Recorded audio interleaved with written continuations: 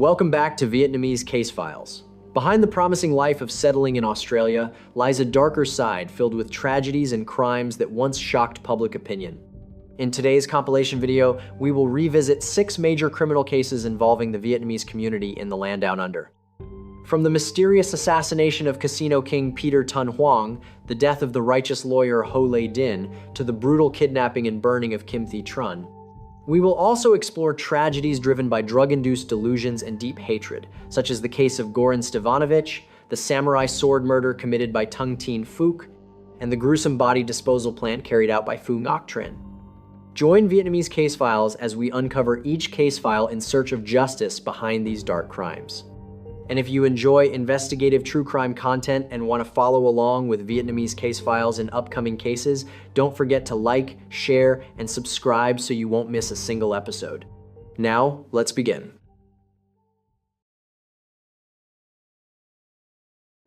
Early Sunday morning, the 7th of September 2014, Sydney police received a call reporting a male body on Dunmore Street.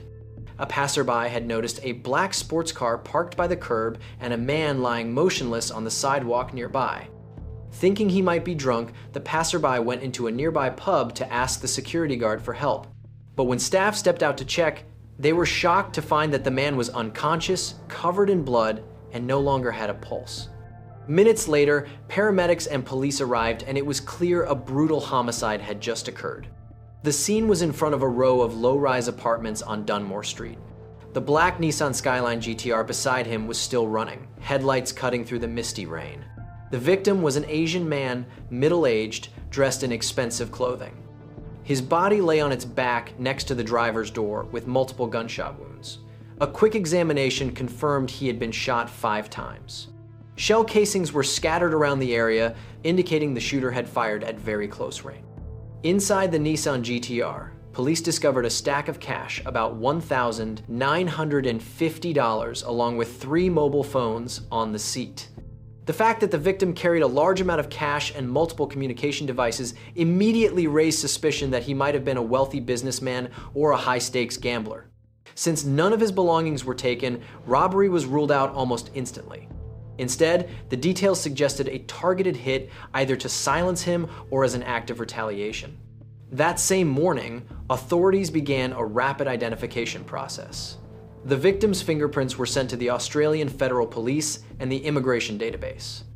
By that afternoon, fingerprint records revealed a shocking discovery. The victim was a man previously arrested in Melbourne in 2012 for money laundering, an infamous Vietnamese Australian gambler named Peter Tan Hoang. He was also known by the alias Peter Min Nguyen, born in 1975, an Australian citizen living alone in a rented apartment in Bankstown, Sydney. During the identification process, digital forensic specialists were brought in to attempt data extraction from the BlackBerry phone he carried, a model favored among criminal networks due to its high security features. However, investigators quickly discovered that all messages and call logs on the device had been remotely wiped moments after the shooting. This finding further strengthened the theory that the killing was not spontaneous but part of a carefully orchestrated operation involving multiple individuals. The next clue came from the GPS system in the Nissan GTR. The data showed that on the night of the murder, the vehicle followed a suspicious route. At approximately 11:15 p.m., on September 6, the car left central Sydney and headed west toward the Croydon Park area. At 11:39 p.m., the car stopped for 18 minutes in a parking area near the Croydon Park McDonald's, then turned onto Dunmore Street, where the murder occurred shortly afterward. Reviewing the restaurant's security footage, police spotted blurry images of a man in a red hooded jacket approaching Peter Hoang's car window around midnight. Unfortunately, due to the poor image quality, investigators could not identify him. At the same time, police contacted indirect witnesses, people who had met Peter earlier that evening. According to their accounts, on the night of September 6, Peter Hoang had dinner at a Thai restaurant in Surrey Hills with several Vietnamese Australian acquaintances from the arts community. Throughout the meal, he seemed distracted, frequently checking his phone as if messaging someone. However, he did not reveal where he planned to go afterward. Around 9:30 p.m., Peter left the restaurant and drove off alone.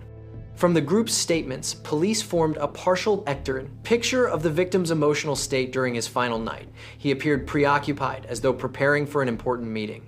No one could have imagined that this meeting would become the beginning of the tragedy that claimed his life. As police compiled all available data, the portrait of Peter Tan Hoang came into focus, a man with a troubled past and highly questionable connections. What initially seemed like an anonymous victim was soon revealed to be a notorious Vietnamese-Australian gambling figure in Australia. His real name was Nguyen Tran Minh Tan, born on the 7th of December, 1975, in Da Nang, Vietnam. His childhood was marked by hardship. After losing both parents at a young age, he grew up as an orphan raised by relatives. It is believed that Minh Tan fled Vietnam at age 15 inches in search of a better life. After years of drifting, he arrived in Australia in 1997 using a fake Indonesian passport under the name Petrus Kienpiet. He later applied for asylum and adopted the name Minh Tan Nguyen. Thanks to Australia's refugee-friendly policies at the time, he was allowed to remain legally and obtained citizenship in 2001. Throughout this period, he repeatedly changed his identity, from Peter Minh Tan Nguyen to Peter Nguyen, and finally to Peter Tan Hoang, a hybrid English-Vietnamese name that he used for the rest of his life. Under the guise of a hard-working refugee, he told authorities he worked as a salesman for Telstra and occasionally as a restaurant waiter. On the surface, Hoang lived a modest life. He rented a small apartment in Bankstown and drove a 2006 Lexus. Yet behind this modest facade was a massive underground gambling empire. Peter Hoang had entered the gambling world at a very young age. According to his adoptive brother, Hoang had been gambling since age 7 in Vietnam and had long dreamed of becoming wealthy through games of chance. Once in Australia, with sharp instincts and a high-risk personality, Peter rapidly immersed himself in major casinos such as the Star in Sydney, Crown Casino in Melbourne, and Jupiter's in the Gold Coast. He played everything from baccarat and blackjack to poker and became a familiar face in both legal casinos and underground gambling circles. By the early 2000s, Peter Hoang had become notorious in Australia's gambling scene. A VIP services manager at Crown Casino once said Hoang was one of the most extravagant high rollers from Sydney she had ever served. He gambled freely, tipped generously, and never hesitated to spend large sums while socializing with friends. Because of this, major casinos rolled out the red carpet for him. Crown Casino even offered Hoang complimentary business-class flights from Sydney to Melbourne, luxury villa accommodation at Crown Towers, free dining services, and numerous high-value perks. Whenever he visited Crown, Hoang arrived with a whole group of friends and spent money freely so everyone could enjoy themselves. Craig Walters, a Crown Casino manager, confirmed that Hoang burned through enormous amounts of cash, but also occasionally won staggering sums. One night, he reportedly brought only about $50,000 to a baccarat table, yet walked away with winnings equivalent to over 8.5 million USD, casually rolling a suitcase full of cash out of the casino. With such a reputation, Peter Hoang was quickly dubbed Australia's Vietnamese gambling king, and some outlets even referred to him as a killer gambler, implying his fearlessly aggressive style at the tables. However, these headlines also fueled questions about the source of his money. How could a man without a stable job and who had not filed taxes for 12 years spend up to 90 million USD in casinos within just 5 years? This question prompted tax authorities and federal police to place Peter Hoang under close surveillance. In 2012, the Australian Federal Police, working with the Crime Commission, launched an investigation into Vietnamese Australian groups suspected of laundering illicit drug money in Melbourne. As a result, in October 2012, Peter Hoang was caught inside a Crown Casino restroom carrying about 1 million USD in cash stuffed inside a bag. He was charged with dealing in the proceeds of crime, an offense carrying a maximum penalty of 3 years in prison if convicted. In court, Peter Hoang firmly denied the allegations. His defense lawyer argued that he was simply a professional gambler who earned legitimate income from lottery wins and big casino payouts. The judge, however, remained skeptical. In April 2014, the court denied Hoang's request to have his passport returned and issued a travel ban to prevent him from fleeing overseas. Despite the suspicion surrounding his ties to the criminal underworld, Peter Hoang cultivated the public image of a successful, benevolent, Vietnamese Australian businessman.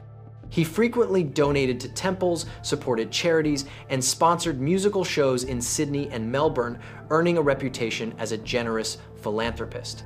His elegant, arts-loving persona made him difficult to read. No one knew whether it reflected genuine kindness or was merely a polished facade concealing the illicit money behind it.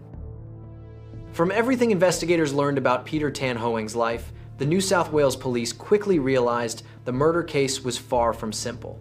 The victim had too many connections to the criminal underworld, leading detectives to conclude this was likely a coordinated hit. The crime scene was carefully examined by forensic specialists. Based on shell casing positions, experts concluded the weapon used was likely a small semi-automatic handgun, possibly a .22 or 9mm. The relatively quiet shots and precise wounds indicated the killer was highly skilled. Beyond these traces, the scene revealed almost nothing else. Everything had been executed with chilling precision, as if the killer had never been there. Police immediately cordoned off the Dunmore Street area and reviewed security cameras at nearby intersections. However, the residential neighborhood had few public cameras, and heavy rain that night severely reduced visibility. Fortunately, a private security camera captured headlights flashing around 12:10 a.m., followed minutes later by a light-colored hatchback speeding past with a loud exhaust rev. This was likely the getaway vehicle.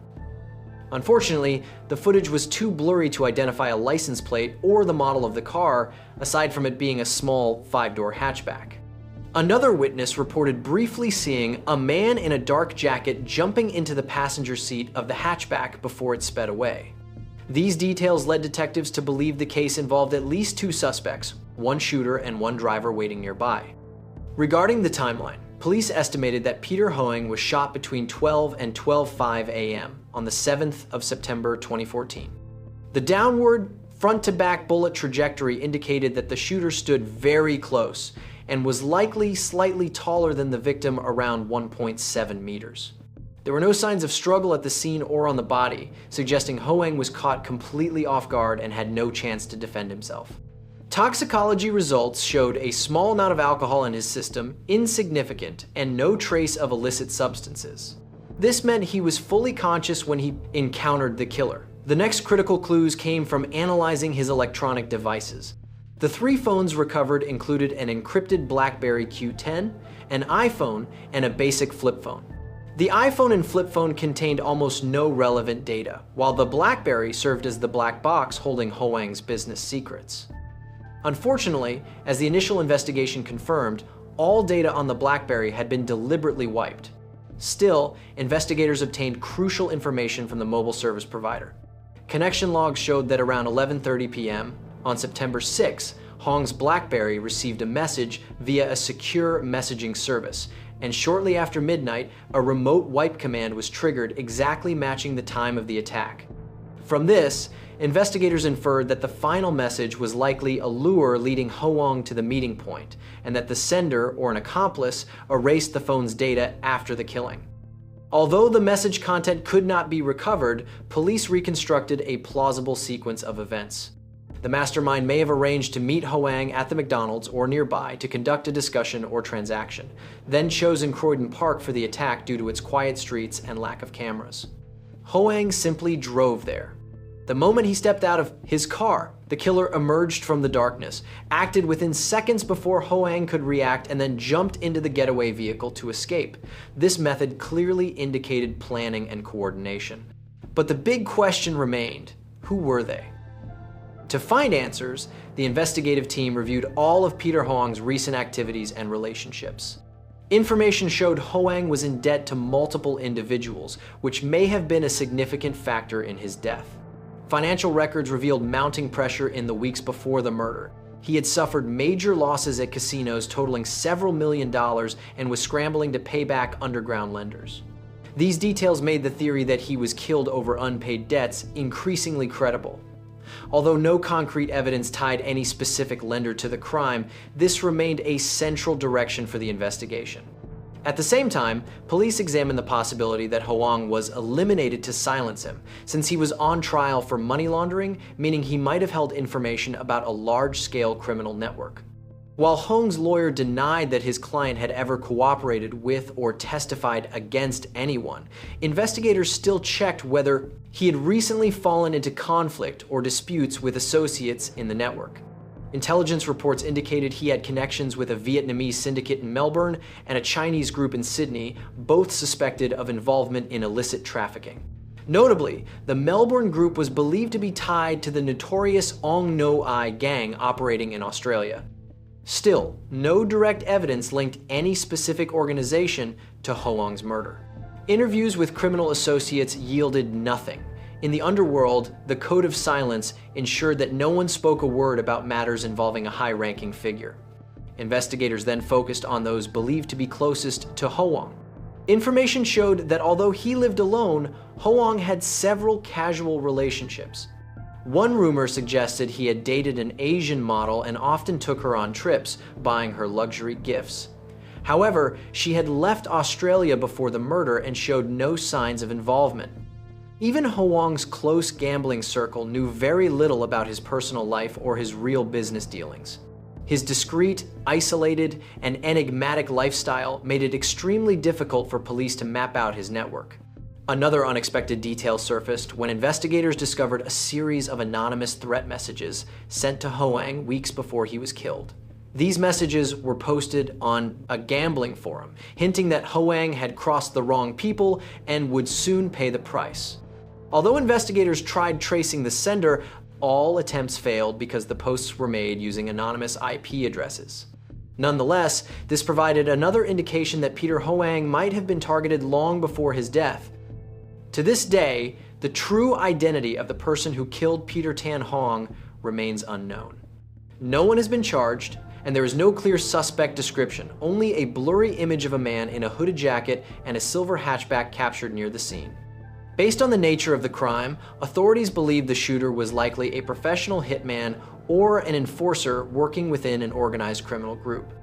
He did not act alone. There was at least one accomplice serving as the getaway driver. The sophisticated remote wiping of Hoang's phone suggested the involvement of a possible third person with technical expertise, or, at minimum, someone highly knowledgeable about digital security. All these signs match the operational methods of Asian crime syndicates in Australia, which frequently hire contract killers to deal with debtors or associates who break their code. With no suspect in custody, no criminal trial has ever been held in relation to the murder of Peter Tan Hoang. However, two legal proceedings remained relevant: the money laundering case against Hoang himself and the coronial inquest into his death. In the 2012 money laundering case, all charges were dismissed after Hoang's death. The 1.5 million AUD seized from him, approximately 1 million USD, remained in evidence storage. Sources indicated that the portion proven to be legitimate funds was returned to the bank because it had been withdrawn directly from an account, while the remainder was forfeited to the state. Even after Hoang's death, Australian authorities continued legal action against major casinos like Crown, which had allowed multiple large-scale laundering schemes to slip through the cracks. More importantly, the coronial inquest held in July 2018 at the New South Wales Coroner's Court drew significant attention from the media and the Vietnamese Australian community. Police and legal representatives presented all evidence gathered over years of investigation. Finally, the court concluded that Peter Tan Hoang, 38, died in the early hours of the 7th of September 2014 in Croydon Park after being shot multiple times by one or more unidentified individuals. Hoang's adoptive family in Vietnam appointed a legal representative to attend the inquest remotely. They hoped new clues would emerge, but ultimately left disappointed as police admitted they were still unable to determine who was behind the killing. More than 11 years have now passed since Peter Tan Hoang was murdered, yet the case remains an open, haunting question mark. For Australian society, his story serves as a stark warning about the dangerous underbelly of gambling and money laundering. It exposes how prestigious casinos like Crown can be exploited by transnational criminal networks, leaving people like Hoang simultaneously victims and cogs within a massive laundering machine. After the incident, the Australian government tightened anti-money laundering regulations at casinos and strengthened cooperation among federal agencies to monitor suspicious cash flows moving through the banking system. For the Vietnamese community in Australia, the mysterious death of the gambling king Peter Hoang was a profound shock. Many who had known or heard of him were stunned to learn that a man who donated to temples and sponsored community events had ties to such a dangerous criminal underworld. At around 10:30 p.m. on the 17th of April 2025, Australia's emergency hotline 000 received a distress call reporting a violent home invasion and abduction at a residence on Greenacre Road, Bankstown. The caller was a 15-year-old boy. In a state of panic, he told operators that his mother had just been attacked and taken away by a group of armed men. Neighbors also reported hearing loud screams coming from the house moments earlier. When police arrived, they found the 15-year-old in shock and his 8-year-old sibling unconscious with a head injury. The house showed clear signs of forced entry. Paramedics immediately transported both children to the hospital. The 8-year-old had suffered a serious head trauma and required emergency surgery, reportedly the result of being struck with a baseball bat. Meanwhile, their 5-year-old mother was still missing. Just over an hour later, around 11:30 p.m., a resident in Beverly Hills, about 8 kilometers from Bankstown, reported a suspicious car fire at the end of Welfare Avenue near a park and a major roadway. Firefighters arrived and extinguished the intense blaze, consuming a black SUV. When the fire was finally under control, they discovered human remains in the back seat. Several firefighters later admitted the scene stayed with them for a long time. Police immediately sealed off the area. Although visual identification was impossible, investigators strongly suspected that the remains belonged to the woman abducted in Bankstown just an hour earlier. Standing before a burnt vehicle and unidentified remains, detectives realized they were now dealing with a particularly serious case, one that appeared meticulously planned and chillingly deliberate. That night, police immediately began their preliminary investigation. At the Bankstown residence, they found a chaotic and disturbing scene. The front door had been forced open, with shattered glass scattered across the floor. The living room showed signs of violence.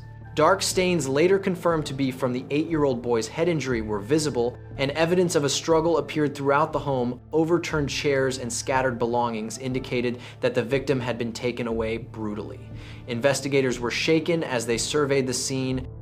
They could only imagine the terror the children experienced as they witnessed their mother being overpowered and taken away. The level of cruelty far exceeded what officers typically encountered. From the 15-year-old statement, police learned that 4 or 5 intruders, dressed in black, wearing masks, and armed with handguns and batons, had stormed into their home. The group assaulted the younger boy with a baseball bat, threatened the older boy at gunpoint, and then attacked their mother. After incapacitating the 4 or 5-year-old woman, the offenders forcibly removed parts of her clothing, an act that left the 15-year-old frozen in shock. They then dragged the woman outside and pushed her into the back seat of a dark SUV waiting at the curb before speeding away into the night. These details alarmed Bankstown detectives as they revealed a high degree of planning and an extreme willingness to harm both a woman and her children. Meanwhile, at the scene of the burned vehicle in Beverly Hills, forensic teams faced immense challenges. The SUV had been almost completely destroyed by fire, its frame twisted by the extreme heat. The remains inside were severely damaged, preventing visual identification. Forensic technicians had to work meticulously to collect any usable evidence. They also found partially burned pieces of clothing on the ground nearby, believed to belong to the victim prior to the fire. A preliminary assessment suggested the victim may have been harmed by a firearm before the vehicle was set alight. Police noted that the blaze occurred in a secluded dead-end street near a park and only a few scattered homes. A local resident said their neighborhood had always been quiet, and they were horrified by the scene. This indicated that the perpetrator had deliberately chosen an isolated area to conceal the crime and destroy evidence. The early findings from both scenes led investigators to a preliminary conclusion. This was a calculated, targeted attack, not a random burglary or spontaneous violence. The victim had been taken from her own home, a place where she should have been safest. The fact that the victim was stripped of clothing and the vehicle set on fire suggested an intent to degrade her and eliminate all evidence. Investigators understood they were dealing with offenders who were ruthless, highly organized, and extremely dangerous. That same night, a task force, named Strike Force Bushfield was established, bringing together top detectives from the New South Wales Homicide Squad and local police. Their highest priority was to uncover the mastermind behind this shocking crime. And although investigators strongly suspected the remains belonged to the woman abducted from Bankstown, they proceeded carefully, gathering scientific evidence to confirm her identity. If confirmed, the victim in both incidents would indeed be Kim Thi Tran, 45, mother of the two boys aged 8 and 15. DNA samples were quickly taken from the two children and fingerprints from personal items in the home to compare with evidence recovered from the remains. However, due to the severe damage, extracting DNA was extremely challenging. Police authorized a full forensic autopsy to determine the cause of death and assist with accurate identification. While awaiting the final forensic results, investigators shifted their focus to gathering background information about the missing woman. Through neighbors and friends, they learned that this Vietnamese woman lived quietly, was kind-hearted, and had never been involved in conflicts with anyone. However, one detail stood out: her husband, Nguyen, 45, was currently away. According to relatives, he had flown to Queensland for work and was not in Sydney at the time of the incident. Police immediately contacted him. Upon hearing the news, he rushed aboard the earliest flight back to Sydney to identify his wife and take care of the children. As the investigation deepened, officers encountered another challenge. Kim Thi Tran had almost no extended family in Australia. She had immigrated more than 10 years earlier, so aside from her husband and children, she had no close relatives in the country. This made it extremely difficult for police to notify next of kin and gather information about her relationships and personal history. At the same time, a crucial lead emerged from a neighbor's security camera. The footage captured the moment a group of abductors forced a woman into a vehicle. Although the images were blurry and the faces were unclear, it confirmed the one 5-year-old boy's account. A white sedan and a dark SUV had appeared in front of the, quote, home at the time of the incident. This gave police grounds to review traffic cameras along the roughly 8-kilometer route from Bankstown to Beverly Hills in search of the vehicle's trail. A vast network of public and private security cameras was examined. Grainy, late-night images of two vehicles speeding along major roads were pieced together, guiding investigators along their route. Police also appealed to the public for any information about suspicious activity on the night of April 17th. Several residents responded. One reported hearing a car engine rev loudly near the victim's home around 10:30 p.m. Another saw smoke rising in Beverly Hills at approximately 11:30 p.m. Though none had seen the offenders' faces, their reports helped strengthen the sequence of events. Putting all clues together, investigators formed a preliminary timeline.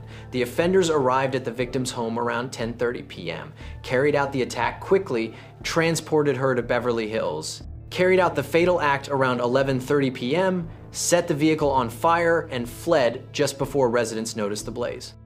Crucially, cameras showed the white sedan on Canterbury Road at about 10:45 p.m., traveling in the same direction as a dark SUV several hundred meters behind, suggesting the two vehicles were moving together.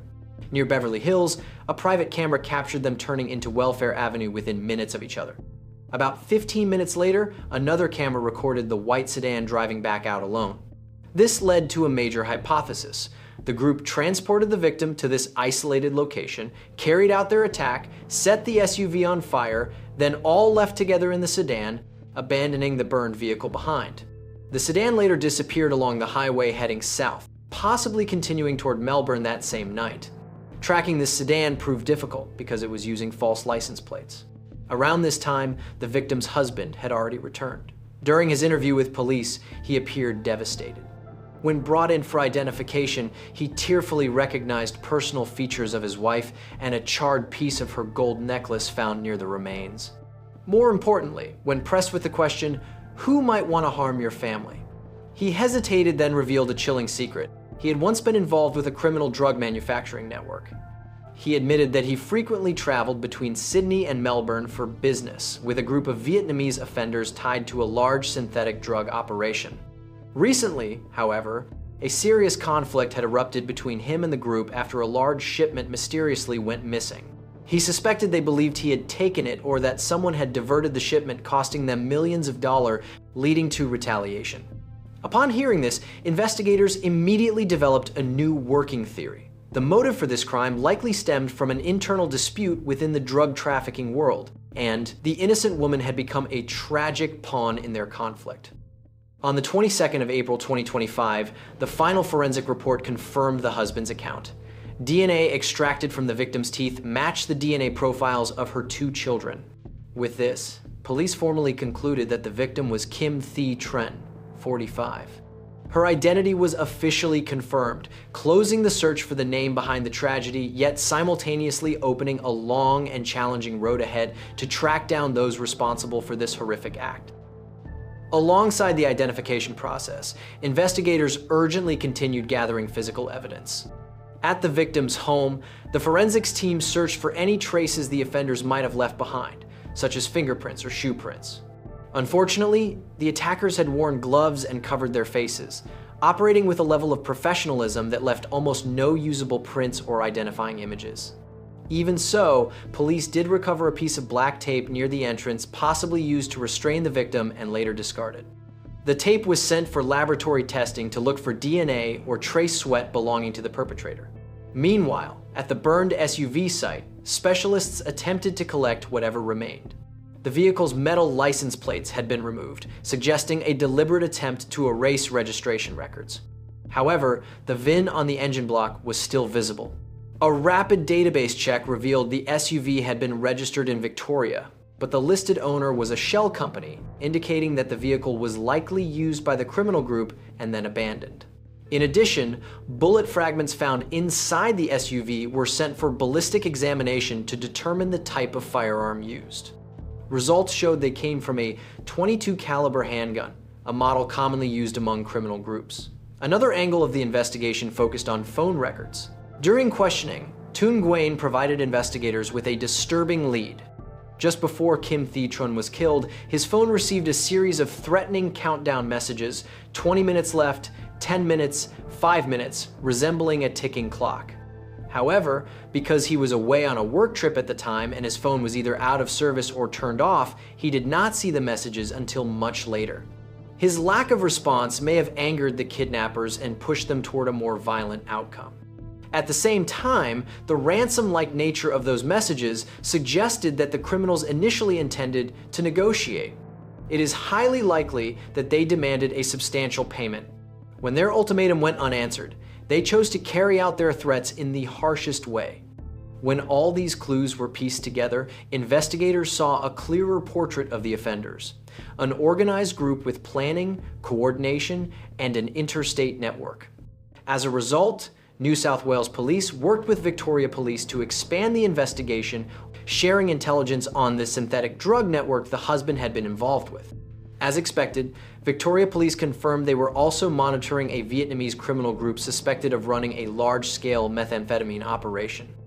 In fact, on the 19th of April 2025, just 2 days after the murder, Victoria Police raided a remote farm in Spring Dala, west of Ballarat, believed to be one of the group's drug manufacturing sites. There, officers seized chemicals and equipment consistent with synthetic drug production, reinforcing evidence of a wider criminal network. However, no suspects were arrested, as the group appeared to have fled before the raid.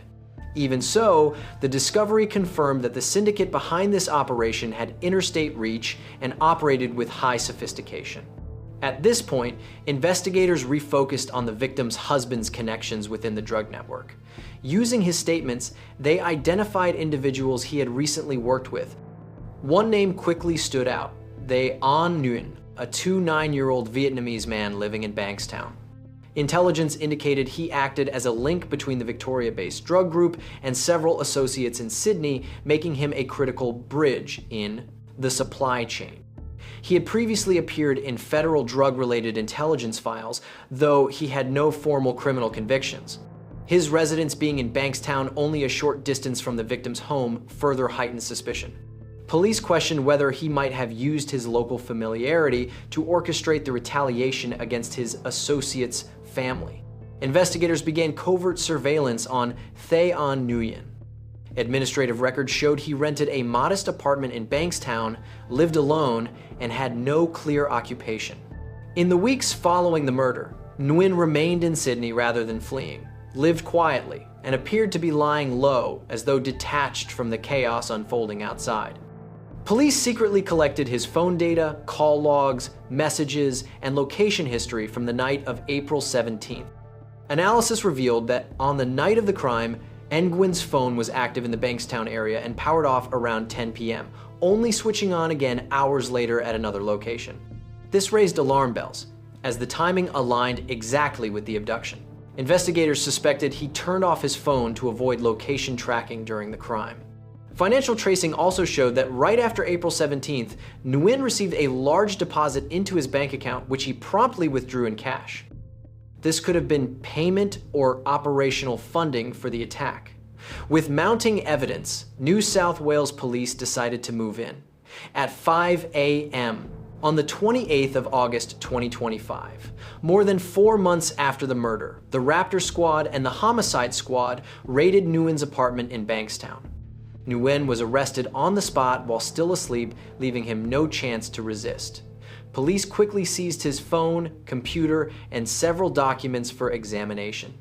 At the Bankstown police station, Thien Nguyen was intensively interrogated. As expected from an experienced offender, he invoked his right to remain silent and denied all involvement. However, police had gathered sufficient evidence to press charges. On the afternoon of the 28th of August 2025, he was formally charged with murder and intentionally causing serious injury related to the attack on the 8-year-old boy.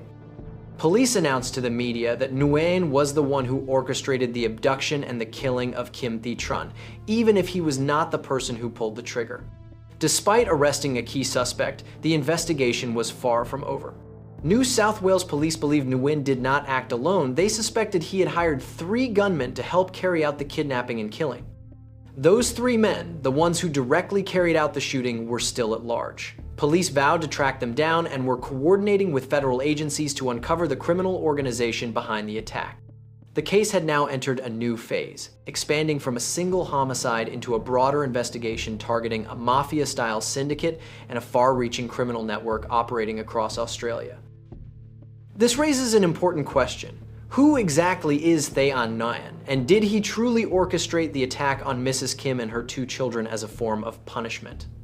According to investigators, Thien Nguyen, 29, is an Australian citizen of Vietnamese descent. Born and raised in Sydney's Vietnamese community, he was no stranger to the criminal underworld and was believed to be a key link within a drug trafficking syndicate based in Victoria. Despite being only 29, Nguyen had already entered the interstate methamphetamine trade and risen as an ambitious young figure. Senior members of the network entrusted him with transporting product between Melbourne and Sydney, as well as handling internal disputes within the organization. In other words, Thien Nguyen acted as Sydney-based coordinator while also serving as an enforcer when necessary to protect the syndicate's interests. Yet before his arrest, he had never been convicted of a major offense, allowing him to remain largely invisible to law enforcement despite his deep involvement. Nguyen's relationship with the victim emerged through her husband. Nguyen was described as a close business associate of Kim Tran's spouse. That connection may explain why, when the criminal group's shipment went missing, Nguyen immediately suspected the victim's husband of betrayal or negligence. Acting either on orders or on his own decision, Nguyen allegedly sought to send a message by targeting the man's family, both as retaliation and as pressure to recover the missing product. His actions revealed a level of cold calculation that shocked the public. Nguyen did not carry out the attack himself. Instead, he stayed behind the scenes, directing others to execute the most brutal parts of the plan. This level of emotional detachment drew outrage, rivaling that directed at those who physically carried out the crime. Psychologically, Nguyen fit the profile of a high-functioning offender. He understood both street-level rules and legal risks, and deliberately tried to conceal his role. Rather than acting personally, he hired contract offenders and created an alibi. He even remained in Sydney afterward, likely believing the plan was flawless or wanting to show defiance toward law enforcement.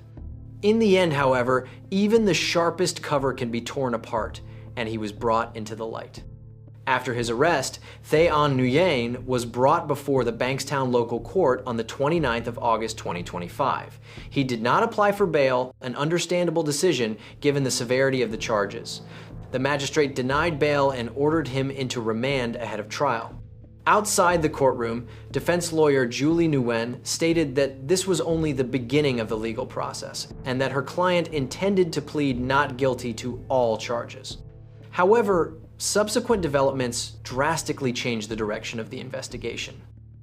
By late October 2025, a major breakthrough occurred when UNSW police arrested 3 additional suspects described as a kill crew, aged 20, 21, and 32. They were accused of breaking into Mrs. Kim Thi Trun home, injuring the 8-year-old boy, abducting the victim, and transporting her in the SUV, later destroyed. All 3 were charged with murder, kidnapping, and participation in an organized criminal group. Their arrests expanded and restructured the entire case file, confirming that Thien Nguyen was not the sole perpetrator, but part of a much larger conspiracy. From this point, Nguyen's role became clearer. He was viewed as the coordinator who provided instructions and intelligence to the hit team rather than the direct assailant. This strengthened the conspiracy to murder charge, which, if proven deliberate, carries penalties similar to those for direct perpetrators. As of the 24th of November 2025, NSW police confirmed they were still pursuing the individual behind it all, the person believed to have ordered and financed the operation.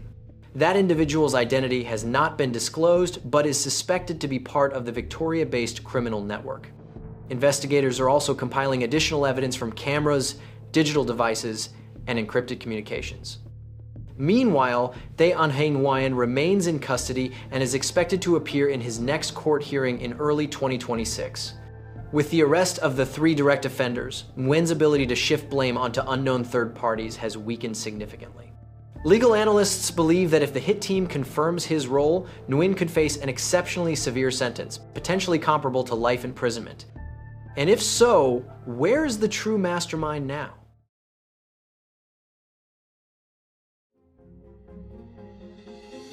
It all happened on January 23, 2018. In Bankstown, a suburb in western Sydney known for its immigrant population, especially the Vietnamese community that settled there after the 1980s. Bankstown City Plaza is usually a lively gathering spot for families, seniors, and young people. But that afternoon, it became a scene of horror. As people casually chatted and strolled around, a burst of gunfire suddenly shattered the peace. After the terrifying sounds, everyone scattered in chaos. And then in the middle of the crowd, people realized in shock that a man had already gone down. Blood pooled around him. The attacker, meanwhile, had already slipped into the crowd and escaped. At the time, the area had a few hotspots, but locals never imagined violence would erupt in broad daylight in such a busy public place.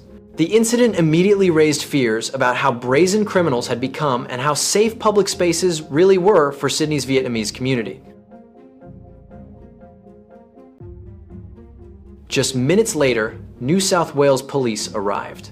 Because the victim had been having coffee with an acquaintance, his identity was quickly confirmed. It was Ho Dinh, a prominent Vietnamese Australian lawyer in Sydney. Mr. Ho was born in 1953 in Vietnam, and later migrated to Australia in the late 1980s. In his early days in a new country, Ho Dinh studied English while taking on all kinds of manual jobs to make ends meet. With sheer determination, he went on to study law and political science at the University of New South Wales, becoming one of the few Vietnamese Australians of that era to graduate in law. After graduating, he quickly built his reputation in the community and became a well-known lawyer among Vietnamese people in Sydney. Friends described him as strong-willed, outspoken, and at times uncompromising. He wasn't afraid to speak up against social injustice and was active in fighting for justice. Colleagues said he often quoted Albert Einstein, "The world is a dangerous place, not because of those who do evil, but because of those who look on and do nothing," to express his belief in taking action. That bluntness made Ho Dinh influential but also controversial within the overseas Vietnamese community. He had like-minded friends who cherished him deeply, but he also had plenty of rivals who envied him and clashed with him fiercely. In his legal career, Ho Dinh specialized in criminal law and handled many high-profile cases. Most of his clients were Vietnamese Australians. he once represented a Buddhist monk in a defamation lawsuit against a Vietnamese language newspaper. Most notably, he served as defense counsel for Philip Nguyen, the defendant in the 2010 shooting of police officer Bill Cruz. Ho Dinh even appeared at the 2013 appeal hearing, when his client Philip Nguyen received a longer prison sentence. Taking on cases involving figures linked to organized crime highlighted his reputation and nerve within the legal profession, but it also came with serious occupational risks. Beyond practicing law, Ho Dinh also made academic contributions. He painstakingly compiled and published an English-Vietnamese legal dictionary, providing a valuable reference for the bilingual legal community. Colleagues said he was highly active in legal research and genuinely passionate about his work. He also took part in Vietnamese community activities in Sydney, readily speaking up to protect the rights and interests of fellow Vietnamese. In his personal life, Ho Dinh had a happy family with his wife and 5 children. 3 of them were still quite young at the time of his death, which made the tragedy all the more heartbreaking. Friends said he was a devoted husband and father. Every day after work, he often stopped by Happy Cup Cafe in Bankstown, where he had previously been a co-owner to meet friends and clients. The place was so familiar to him that he jokingly called it his second office. Anyone who needed to find him could simply go to the cafe, because Ho Dinh was open and generous. That fateful lunchtime was no different. He chose an outdoor table, sipping tea while chatting with a few longtime friends. Little did he know that very routine, so harmless on the surface, would be exploited by someone with murderous intent. From the outset, New South Wales police determined this was not a random attack, but a targeted killing. Witnesses said the shooter was disguised as a construction worker, wearing a high-visibility vest and a long green jacket. He coldly approached Ho Dinh from behind while the lawyer was having coffee with friends and opened fire. Ho Dinh was hit 3 times in the back at close range and collapsed on the spot. The gunman then fled. Most people present were panicked, shocked, and terrified by how brazen the attack was. So few managed to react in time. A handful of brave bystanders tried to chase him, but he escaped in the chaos. The scene was quickly sealed off for investigation. That same evening, January 23, 2018, investigators collected key evidence. From security cameras around Bankstown Plaza, they recovered footage showing the gunman walking up to the victim, firing, and then running away. The image wasn't clear enough to make out his face, but it did show his build and distinctive clothing. Several witnesses gave similar descriptions of a man in a high-vis vest, wearing a baseball cap with notably dark complexion that they associated with Pacific Islander appearance. In particular, internal intelligence suggested the killing may have been a contract hit stemming from a major financial dispute involving a local criminal gang. And just days later, police concluded the attempted hit was rooted in a dispute over roughly 200,000 AUD. That large sum became the spark for the conflict between Ho Dinh and the mastermind behind the assassination. This money trail helped steer investigators toward the victim's business dealings and his client network. Ho Dinh was a veteran criminal defense lawyer who had represented a number of figures linked to organized crime in the community. As a result, the task force did not rule out the possibility that he was killed in retaliation or taken out over hidden vendettas tied to underworld dealings. Task Force Commander Scott Cook of the New South Wales Police even suggested that an outlaw motorcycle gang could have been involved. The shooter's calculated boldness and just enough professionalism led investigators to suspect this was not a lone actor crime. Those involved appeared to have planned carefully, from learning the victim's routine to choosing a crowded public setting to maximize panic to having an escape plan ready. Police also thoroughly pursued statements from everyone who had been at the scene. Fortunately, one witness vaguely recalled the license plate of a white van that carried the gunman away from the scene. From that lead, police traced the van's registered owner, Analosa Akani, a name that had never appeared in criminal records before. Moreover, the owner was a woman and was pregnant, making it highly unlikely she was the shooter. However, that very detail raised another suspicion: was she being used as a front for someone else? Police continued digging and found the name Abraham Sinai Analosa's husband. Unlike his wife, he had been linked to a number of murky incidents involving gangs in Australia. Sinai also had a close associate named Kelikolio, said to be a well-known underworld figure. So did Abraham Sinai have a grudge against lawyer Ho Dinh and use his wife's name while recruiting his associate to carry out the plot? This theory prompted police to immediately begin surveillance of the Sinai Analosa couple. They did not make arrests right away, instead quietly monitoring every move to gather more evidence, while also placing an alert at border control in case suspects tried to flee overseas. Sure enough, just 3 weeks later, on the morning of February 13th, 2018, the alert system at Sydney Airport was triggered. Arthur Kelakolio, suspected of being the shooter, was checking in for a one-way flight to Bali. New South Wales police moved in at the departure gate and arrested Kelakolio. He was caught completely off guard, managing only to keep his head down to avoid cameras as he was escorted away. That same day, police conducted an urgent search of Kelakolio's residence in Hammondville and seized several key items for the investigation. With the suspected gunman in custody, investigators gained stronger footing to work their way up to the people behind him. In parallel, surveillance also produced enough evidence to charge Analosa Akinai.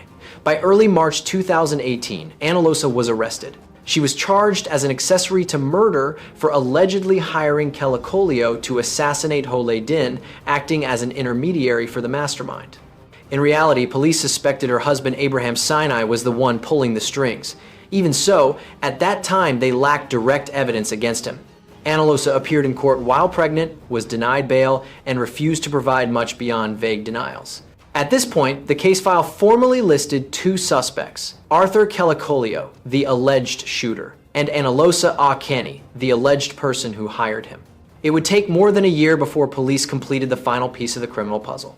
Based on the statements from Arthur Kelakolio and Analosa Akinai, along with phone evidence and financial transactions, investigators gradually tightened the net around Abraham Sinai. Knowing that waiting longer could give him time to flee or destroy evidence, police decided to move in. In the early hours of May 30th, 2019, officers from the Organized Crime Squad, carrying heavy firearms, surrounded a house in Leppington. The moment Abraham Sinai opened the door, he was taken down, handcuffed, and brought in, leaving neighbors stunned. During searches of the Sinai couple's residence, police seized multiple pieces of evidence, including money transaction documents and phone communications indicating Sinai had planned to hire Kelakolio to shoot lawyer Hoang Dinh. That same day, Abraham Sinai was charged with murder. By mid-2019, all three people connected to the killing of lawyer Hoang Dinh had been arrested. The case moved into formal legal proceedings, awaiting the day the suspects would answer for their crimes. After more than a year of relentless investigation, Sydney police had brought the entire shocking plot and everyone involved into the light. Of the three, Arthur Kelakolio, 38, was identified as the one who directly fired the shots that killed Hoang Dinh. He was of Pacific Islander background, medium build, with dark skin matching eyewitness descriptions of the man in a high-visibility vest at the scene. Before joining the assassination, Kelakolio was not considered a particularly high-profile figure in organized crime. However, his boldness and the way he tried to escape revealed a calculating and dangerous mind. After pulling the trigger, Kelakolio quickly blended into the crowd and got into a vehicle to leave. He vanished without a trace that very afternoon, forcing police into a race against time.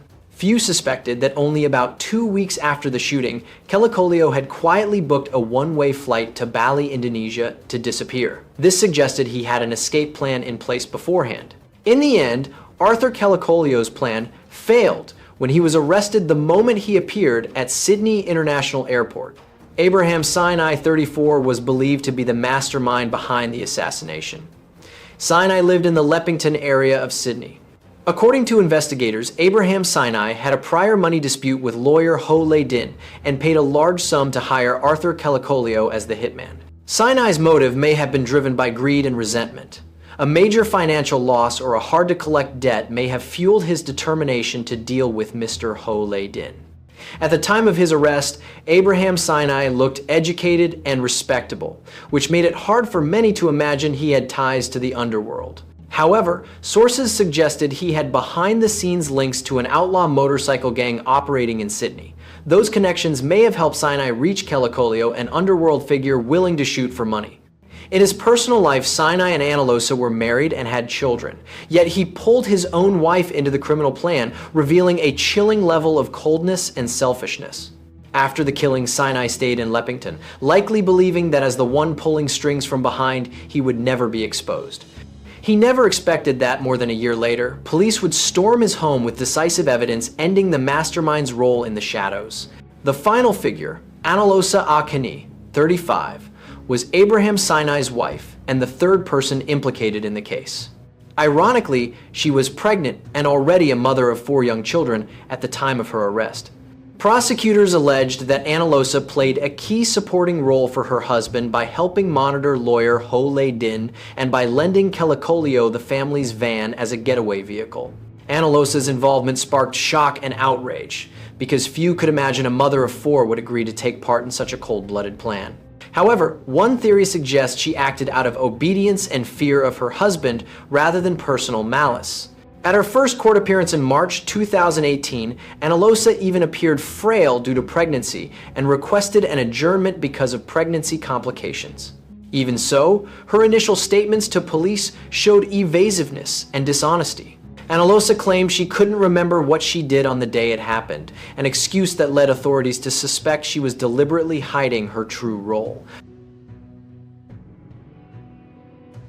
The case was lengthy and complex, partly because of its severity, and partly because each defendant had a different role and level of cooperation. As for Analosa Akani, because she was pregnant and played an indirect role, her prosecution was separated into a standalone matter with the charge of being an accessory after the fact. In late 2020, she pleaded guilty and was sentenced to 2 years and 7 months in prison. The sentence drew controversy for being relatively light for a homicide-related case, but the court likely weighed her responsibility for raising young children and her cooperation in providing evidence against her husband. In fact, it was largely due to Analosa's later testimony that the hidden extent of Abraham Sinai's role was brought to light, giving prosecutors enough evidence to charge and convict him. Meanwhile, Abraham Sinai maintained his innocence, so he went to a jury trial.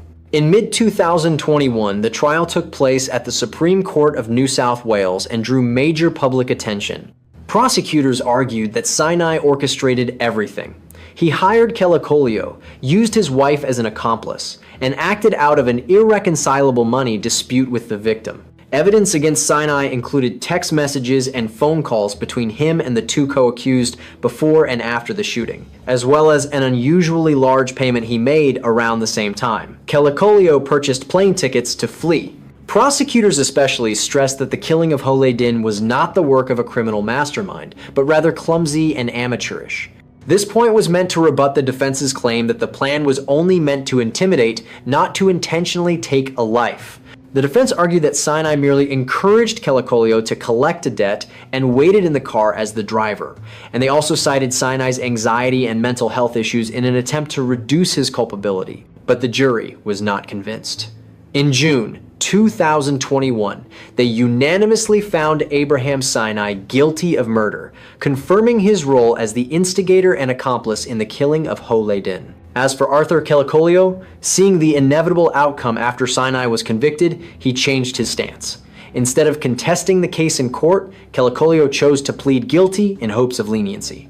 This saved court time and also reflected the fact that he could not realistically deny the overwhelming evidence CCTV footage, witnesses who chased him, and his arrest at the airport. With the victim gone and 2 of the 3 defendants having pleaded guilty, the case moved into sentencing amid intense attention from the victim's family and the Vietnamese community. In February 2022, at the Supreme Court of New South Wales, the sentencing hearing for Arthur Kelakoleo and Abraham Sinai took place. Presiding Judge Robert Holm used strong words to condemn the defendants' actions. He called the daytime shooting of lawyer Ho Le Dinh carried out with many people nearby an act of extreme audacity that terrified society at large. Judge Holm also rejected the defense's argument that the killing was unintentional. In the court's view, the intent to kill was unmistakable. The defendants brought a loaded gun and fired multiple shots at close range, so it could not be dismissed as merely a warning shot or shooting at the legs, as Kelakoleo claimed. The court further affirmed that whether the assassination plan was professional or not did nothing to lessen the gravity of the crime. The consequences of the defendant's actions were immense. An innocent person lost his life, the family suffered an irreplaceable loss, and the community was shaken and left fearful by the criminal's brazenness. After consideration, the court sentenced Abraham Sinai to 30 years imprisonment, with a non-parole period of 22 years and 6 months. Arthur Kelakoleo, because he pleaded guilty early, received a lesser sentence of 27 years with a non-parole period of 20 years and 3 months. In total, the two men directly responsible for the killing of lawyer Ho Dinh were sentenced to 57 years in prison. As the sentences were handed down, both Sinai and Kelikolio remained silent, showing no obvious emotion. They appeared at the hearing via video link from prison, arms folded across their chests, heads lowered in grim silence. Their coldness only deepened the anger of the victim's family and those in attendance, who saw it as a lack of remorse. Still, the harsh sentences brought a measure of justice for the deceased. As of 2025, the defendants have no realistic chance of freedom anytime soon. All appeals were rejected, and the sentences were upheld for both the mastermind and the gunman. The perpetrators have now paid the price behind bars for their brutal actions. The assassination of lawyer Ho Dinh sent powerful shockwaves through the Vietnamese community in Australia, especially among Vietnamese Australian lawyers. For the first time, they witnessed a colleague, someone who represented the law and justice, being brutally murdered as a revenge target. Grief cast a dark shadow over the community. Friends and acquaintances lost a principled man who dared to speak up for them. A family lost a husband and father, its main pillar, and the wider community lost a strong voice of conscience. The Vietnamese Australian Lawyers Association held a memorial and honored Ho Dinh's contributions to the community. Many tributes in both Vietnamese and English language media in Sydney praised him as someone who always fought for fairness. Even if his style could be controversial at times, his devotion to the community was undeniable. And although the perpetrators were punished, the Ho Dinh case still leaves many unanswered questions. Police once hinted that others may have hired Sinai to arrange the hit, possibly involving criminal gangs. However, to this day there have been no further arrests, and the secret behind the 200,000 AUD and those connected to it may remain buried with time. The case also left a costly lesson about trust and caution. Ho Dinh was known for being friendly and open, often meeting clients in public cafes, something that made him accessible to the community, but also, inadvertently, gave criminals an opportunity. If there had been stronger security measures or greater vigilance, perhaps the tragedy could have been prevented. On the morning of Wednesday, the 3rd of March, 2004, on the Adelaide River, not far from Darwin, the capital of Australia's Northern Territory, a group of tourists were happily kayaking along the banks to watch crocodiles. In the middle of the wild scenery, someone in the group noticed a strange object drifting in the distance. As they paddled closer, they were horrified to realize it was a human body. And it wasn't just one, 2 women's bodies were floating close together, already bloated after time in the water. Even more frightening, both victims' hands and feet were tightly bound with plastic zip ties and rope, making it clear this was no accidental death.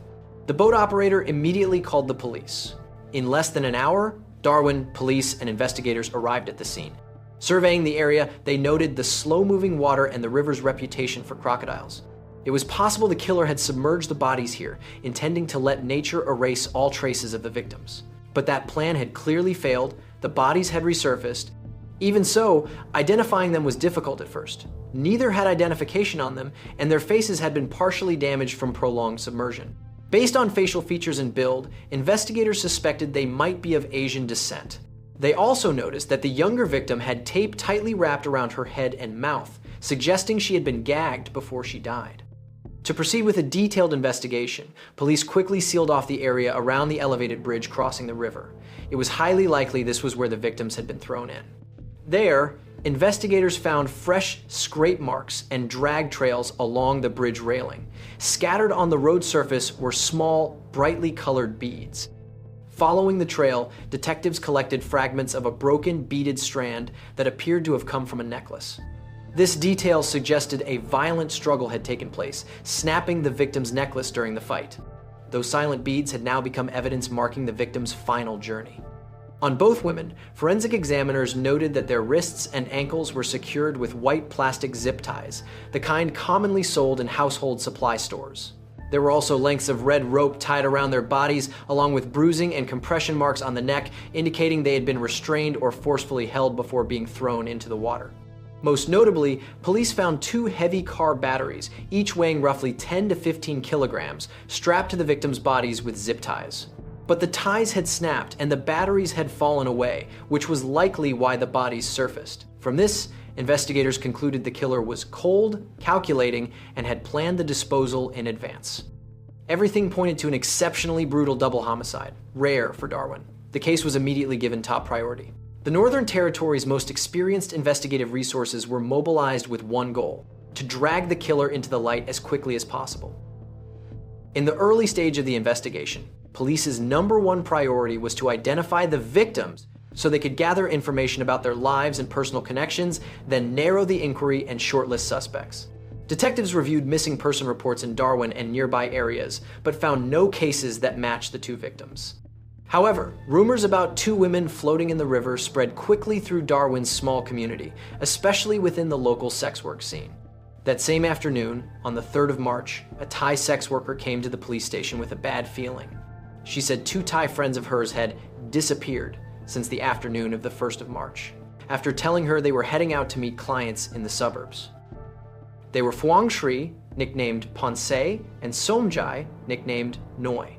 Their ages and physical descriptions matched the two unidentified bodies, one older, one younger, both Asian. This lead directed police attention to the Palms Motel, where 3 Thai women had been renting rooms to work. The Palms Motel manager said that at a little after 3 p.m., on the 1st of March, 2004, a young Asian man, wearing sunglasses, a t-shirt, and shorts, arrived to pick up the 2 women in an older white Toyota van. They seemed rushed, but because they had already paid for several days in advance, the manager assumed they planned to return later that same day. When they left, they didn't take any luggage or spare clothing, suggesting they expected a short booking and an immediate return. But the 2 women never came back. At the same time, police processed fingerprints and cross-checked records for the 2 bodies. As expected, the results matched Phuong Sri Krok Samrong, aged 58, and Somjai Insamram, aged 27, both Thai nationals who had previously registered marriages in Australia. One of them, Somjai, also held an Australian permanent resident card, meaning her fingerprints were already on file through immigration records. With that, police confirmed the identities of both victims. Digging deeper, investigators learned that Phuong Sri Ponsi Kroksamrang, 58, was born and raised in a rural area of Thailand. She married an Australian man in the 1990s and moved to Darwin, but the marriage didn't last. After they separated, Ponsi had to support herself in a foreign country. Without professional qualifications and facing language barriers, she could only earn a living in the sensitive service industry. From the mid-1990s, Ponsi was a familiar face in Darwin's sex work community. Despite her age, she was well liked for her easygoing nature and for looking out for younger women. Ponsi no longer had strong family ties. Her ex-husband had his own life, and little was known about any children. She lived with Thai women in low-cost motels, relying on one another for support. With nearly 10 years in the trade, Ponsi had experience and a wide network. She often took bookings herself, then brought in a younger colleague if a client asked for a double service. Somjai Noi Insamram, 27, was much younger and had only been in the work for a few years. She had also come to Australia through marriage, but it was a sham marriage to a man old enough to be her father in exchange for residency rights. After that marriage fell apart, Noi drifted to Darwin to survive. She also had a 10-year-old son back home in Lan Hin in northern Thailand, being raised by his maternal grandparents. Each month, Noi sent about 10,000 baht, around $180, back to her family. It may sound modest, but it was actually about 5 times what her family could earn in the countryside. That detail suggests Noi worked relentlessly to support her child, hoping to save enough to return home and start over someday. To her friends, Noi was gentle and somewhat shy. She saw Ponsi as an older sister and often relied on her to reduce the risks of the job. Before the fateful day, neither Ponsi nor Noi had any publicly known personal conflicts with anyone. Their lives stayed within a small community, and most clients came through referrals or phone contact. Because of that, the first suspicion was that the murders were connected to their work. Either a client attacked them or a rival wanted to send a message. Colleagues of Ponce and Noi also said that recently, some unfamiliar clients had appeared, possibly linked to the Hells Angels, who were rumored to be trying to take over the local red light market.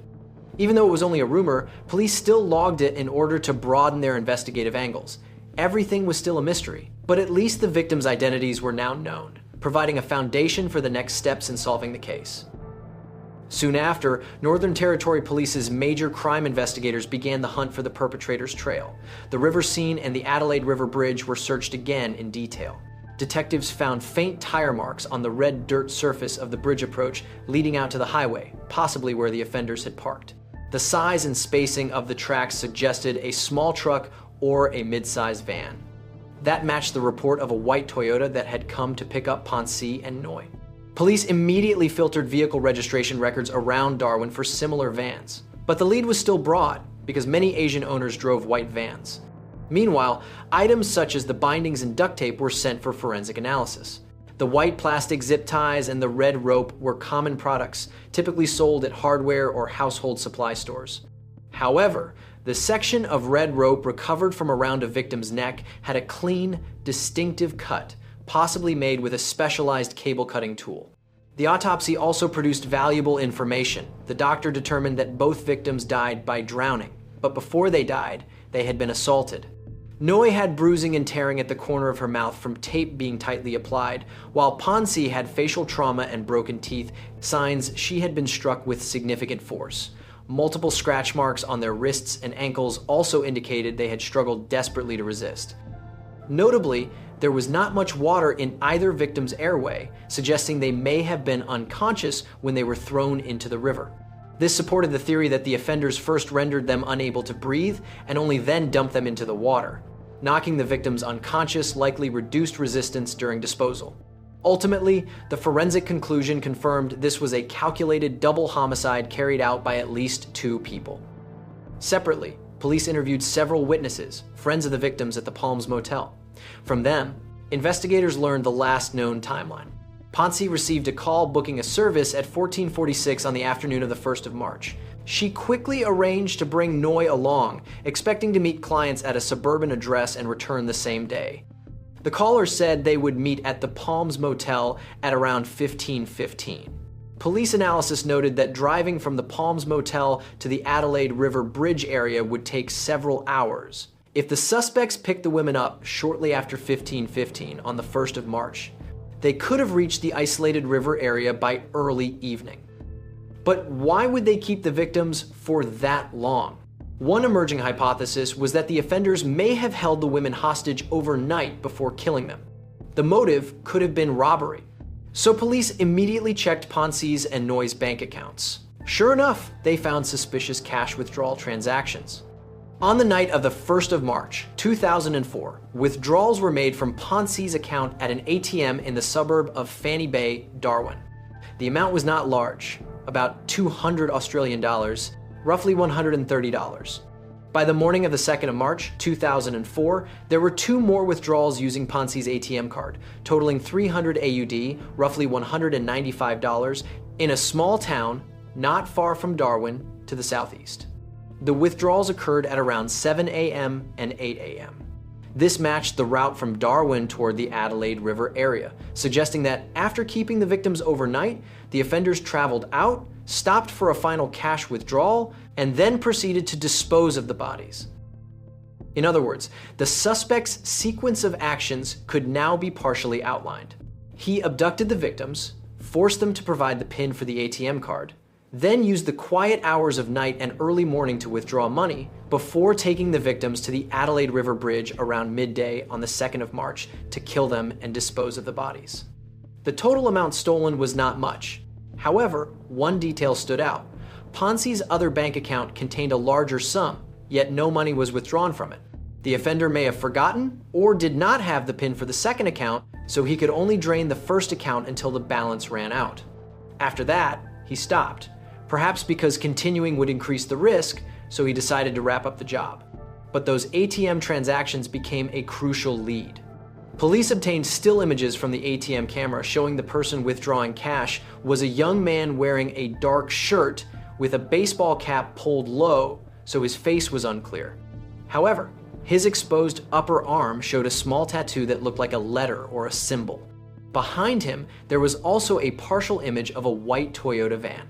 Notably, the van's front left side appeared slightly dented and the rear door had a star-shaped decal. This detail became an extremely important lead.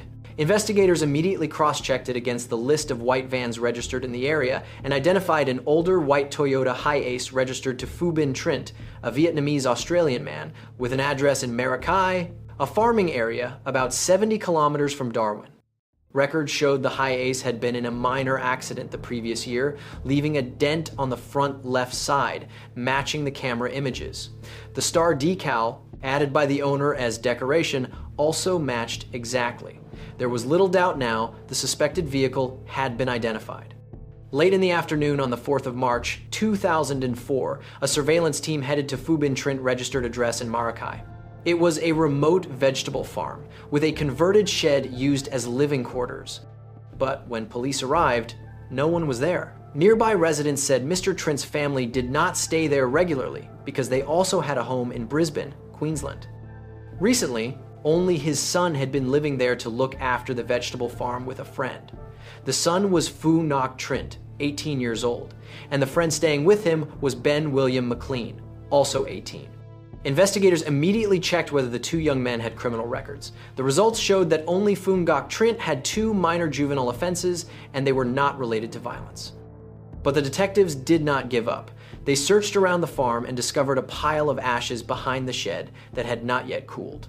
Inside were a few metal fragments. On closer inspection, they appeared to be eyeglass frames and scorched women's clothing buttons. This suggested an attempt to destroy evidence. While nothing could be concluded yet, investigators' instincts told them they had arrived at the right place. Continuing the search, police found several white plastic zip ties discarded in a corner of the shed, along with a piece of packaging from duct tape. It was a specialized gray tape, identical to the type found on Noi's face. It appeared that the Maracay farm was the first crime scene, the place where the victims were initially restrained. Arrest warrants for Phu Ngoc Trinh and Ben McLean were approved immediately. But both suspects had already disappeared. Neighbors said the two had left the farm on the evening of the 7th of March, likely catching a ride to the airport. Checks at Darwin Airport confirmed that 2 young men with matching names had taken a night flight on the 7th of March to Brisbane. Northern Territory Police then coordinated with Queensland Police to issue nationwide wanted notices for Phu Ngoc Trinh and McLean, along with identification photos of both. Investigators also reviewed Phu Trint's connections in Brisbane. Phu Bin Trinh had relatives in the suburbs of the city, so it was possible the two would seek shelter with acquaintances or family. Using investigative methods, police traced them to a house on Frizzle Street in Stretton, where Phu had contacts. Throughout the 10th of March, 2004, undercover Queensland officers quietly surrounded the area, waiting for the right moment. In the early hours of the 11th of March, 2004, a tactical team stormed the house in Stretton. They searched room by room, using a loudspeaker to order anyone inside to surrender. At first, there was no movement. But one officer noticed that the door of a large wardrobe in a bedroom was slightly ajar. When they moved in, they found 2 bodies curled up inside, Phu Ngoc Trinh and Ben McLean. The 2 young men were filthy after days on the run, and now had no choice but to raise their hands and be handcuffed. The arrest ended without a single shot fired. After taking them into custody, police searched the house and seized the white Toyota Hiace parked in the garage. Inside the cargo area were a few broken beads resembling those from Ponzi's necklace. Officers also spotted a strip of sticky tape residue on the van's floor, suspected to be from the roll that had once been wrapped over Noi's mouth. At this point, the physical evidence was unmistakable. When police seized Phu Ngoc Trint's mobile phone, they found a call log showing an outgoing call to Ponzi's number at 1446 on the 1st of March, matching witness statements and the victim's call history. There was no longer any doubt. Every link in the chain had been completed, down to the smallest detail. At Brisbane Police Headquarters, likely exhausted, both Phu Ngoc Trinh and McLean stopped denying involvement and appeared relatively cooperative. In his initial statement, Phu Ngoc Trinh confessed that he had called the 2 women with the intent to have sex and steal their property. He said he had prepared restraints and tape in advance and recruited McLean to join the plan. They brought the 2 women to the farm and, after satisfying their lust, used force to restrain them. Trinh admitted he personally drove the van to the bridge with the victims inside, while McLean sat in the back to keep watch. Halfway across the bridge, Trinh stopped the vehicle. McLean helped tie a car battery to each victim.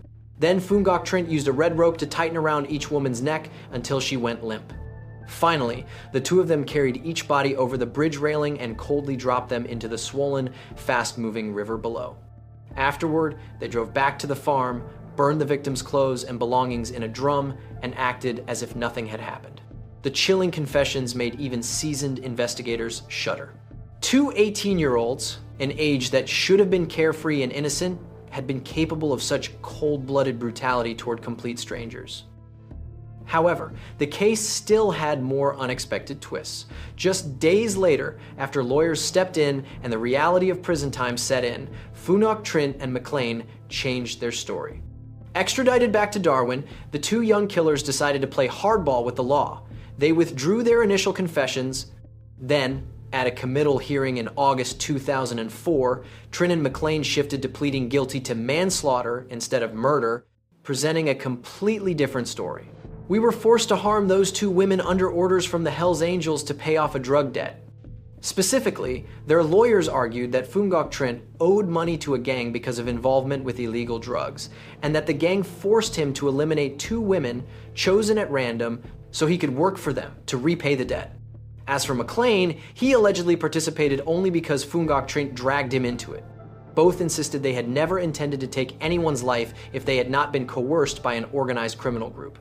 That claim hit the media like a bombshell. The idea that a notorious group like the Hells Angels was being accused of having a hand in such a brutal double murder sent shockwaves through international public opinion. Reports spread from Oceania to Europe, the United States, and Asia. In Darwin, meanwhile, residents were deeply unsettled. If true, this would not be a personal crime. It would be part of a larger, organized scheme of violence. The only party not convinced was the prosecution.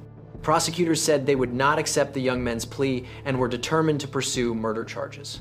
The reason was simple. There was no evidence linking the Hells Angels to the crime beyond the defendant's statements. On the contrary, every piece of physical evidence pointed to a crime carried out solely by Phu Trinh and McLean. In the end, the court accepted the prosecution's argument and decided the case would proceed to a public trial on murder charges. Under the weight of evidence and legal pressure, Phu Trinh and McLean flipped again. In March 2005, with the trial approaching, Phu Trinh suddenly told the court that the Hells Angels story was a lie he had made up to protect his friend. McLean, however, continued to insist that the Hells Angels were involved and that the coercion was real. The contradiction left everyone exasperated. Clearly, the two were trying to shift blame in circles, but it also led many to a blunt conclusion. There likely was no criminal organization behind this atrocity at all. It was simply two young criminals invoking the mafia to toy with the justice system. Finally, on March 19, 2005, after a brief deliberation, the jury found both Ngoc Trinh and Ben William McLean guilty of first-degree murder for both victims. On May 17, 2005, the Supreme Court of the Northern Territory formally handed down the sentence. Each defendant received 2 consecutive life sentences and would not be eligible for parole or any sentence reduction for a minimum of 25 years. As the sentence was read out, Phu remained cold and almost expressionless, while McLean lowered his head, his face drained pale. One moving moment in the courtroom was when the Thai ambassador to Australia read a letter sent from the family of victim Somjai Insamram. In the letter, Somjai's parents and her 10-year-old son expressed unbearable grief and loss. The boy, in particular, had become withdrawn and struggled to focus at school since his mother died. The family also faced financial hardship after losing the monthly money Somjai used to send home. Those words, heavy with pain and resentment, brought many people in the courtroom to tears, except for one person, Phu. McLean, however, had watery eyes. Perhaps it was the first time he truly felt the horrific consequences of what he had done. After the trial, McLean's lawyer immediately filed an appeal, arguing that the evidence against McLean was not strong enough. They emphasized McLean's less prominent role and tried to separate him from the core of the crime. Phu Trinh filed his own appeal as well. However, in 2006, the Northern Territory Court of Criminal Appeal dismissed all of these appeals. In other words, both men would have to serve the full sentences imposed. To this day, Phu Trinh and McLean are still serving time in a high-security prison in Darwin. Under the sentences handed down, they would not be eligible to apply for parole until 2030. And even then, parole would not be guaranteed. On the morning of September 10, 2017, a resident living near an abandoned house on View Street in St. Albans noticed something unusual. The house, long left empty, was suddenly giving off a foul odor, and the back door was left slightly open, as if someone had rushed out. Sensing that something was terribly wrong, the resident immediately called the police. At 9 a.m., police and paramedics arrived. They broke the rusted lock and entered. The moment the door swung open, the stench of dampness, garbage, and death rushed out. The house was almost completely empty, with hardly any furniture left. But the deeper they went, the stronger the smell became, until it led them to a small room at the back, where a sight awaited that left everyone stunned. In the middle of the room, on a filthy mattress, lay the body of a woman already in the early stages of decomposition. What truly shocked investigators was a long sword that had been driven from the victim's nasal cavity up into the skull, with the hilt still protruding outside. Around her, dark, dried blood had seeped from the mattress onto the floor, creating a chilling scene that seemed impossible outside of a nightmare. As soon as they saw the body, investigators immediately called in forensic technicians and the homicide squad. Based on initial observations, the victim appeared to have died from a fatal blow to the head. In a corner of the room, they found a broken metal pipe smeared with blood, likely the weapon used in the initial attack.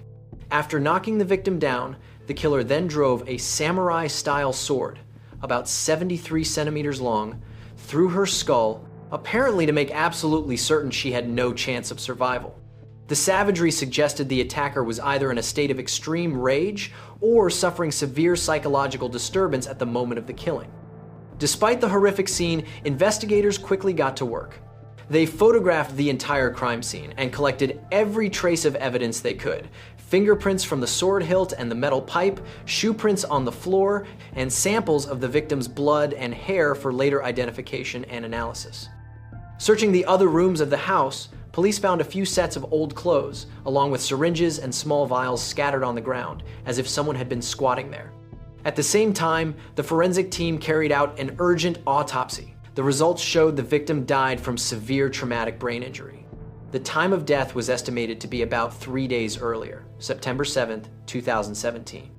In addition, signs on the victim's body indicated she had previously given birth. To confirm the woman's identity, investigators quickly spread out to gather statements from nearby residents. Most neighbors said the house had been abandoned for a long time. Recently, only a few unfamiliar people had been seen coming and going, but no one knew who they were. However, a Vietnamese neighbor provided a notable detail. He said that in the past few weeks, a Vietnamese couple had appeared several times in the backyard of the house. He didn't know their names, only that the man looked to be around 50, small in build, while the woman was in her early 40s and appeared worn down and impoverished. That lead immediately caught police attention. Was the victim the same woman, and if so, who was the man with her? Investigators promptly contacted Vietnamese community organizations in Melbourne to ask whether anyone knew of a homeless couple matching that description. Police also carefully checked missing person reports within the Vietnamese community. However, because the victim had been living a transient life, no one had filed a missing person report within such a short period of time. Even without a confirmed identity, police suspected the killer might have taken the victim's belongings or bank card after the murder. Following that angle, a valuable clue emerged a few days later, when the financial crimes team reviewed bank activity around the time of the victim's death. A bank reported that on September 8th, just 1 day after the incident, there was a failed cash withdrawal attempt at an ATM near St. Albans using a card in the name Huân Thi Hoa. The intended withdrawal wasn't large, only about 60 AUD, but the transaction was declined due to an incorrect PIN or insufficient funds. This information immediately raised police suspicions that Huân Thi Hoa could be the victim in the homicide. To confirm, investigators quickly obtained CCTV footage from the ATM. The video showed that in the early hours of September 8th, a middle-aged Asian man fumbled with the machine and then left after the transaction failed. At this point, the victim's identity became clearer. She was Huân Thi Hoa, 44 years old, of Vietnamese origin. And based on the CCTV image and other information about the victim, police identified the man in the failed withdrawal attempt as Tung Tien Phuc, also Hoa's boyfriend. Phuc immediately became the #1 suspect in the case. According to the investigation, the victim, Huân Thi Hoa, often called Lina Huyen, was 44 years old and the mother of 2 grown sons. To her friends, Hoa was a gentle, affectionate woman. She poured all her love into her children and longed for a peaceful home. But her first marriage was filled with misery. Hoa was repeatedly abused by her ex-husband and lived in constant fear for years. In 2012, after enduring it for a long time, she decided to take her 2 children and leave the violent man to try to rebuild her life. It was during that unstable period that Hoa met Thien Phuc, the man who would later become her de facto partner. However, records showed Phuc was far from respectable. He was heavily addicted to heroin and had been punished multiple times for petty theft. Yet for reasons no one fully understands, when she met Phuc, Hoa placed her trust in him, believing they could build a better new family together.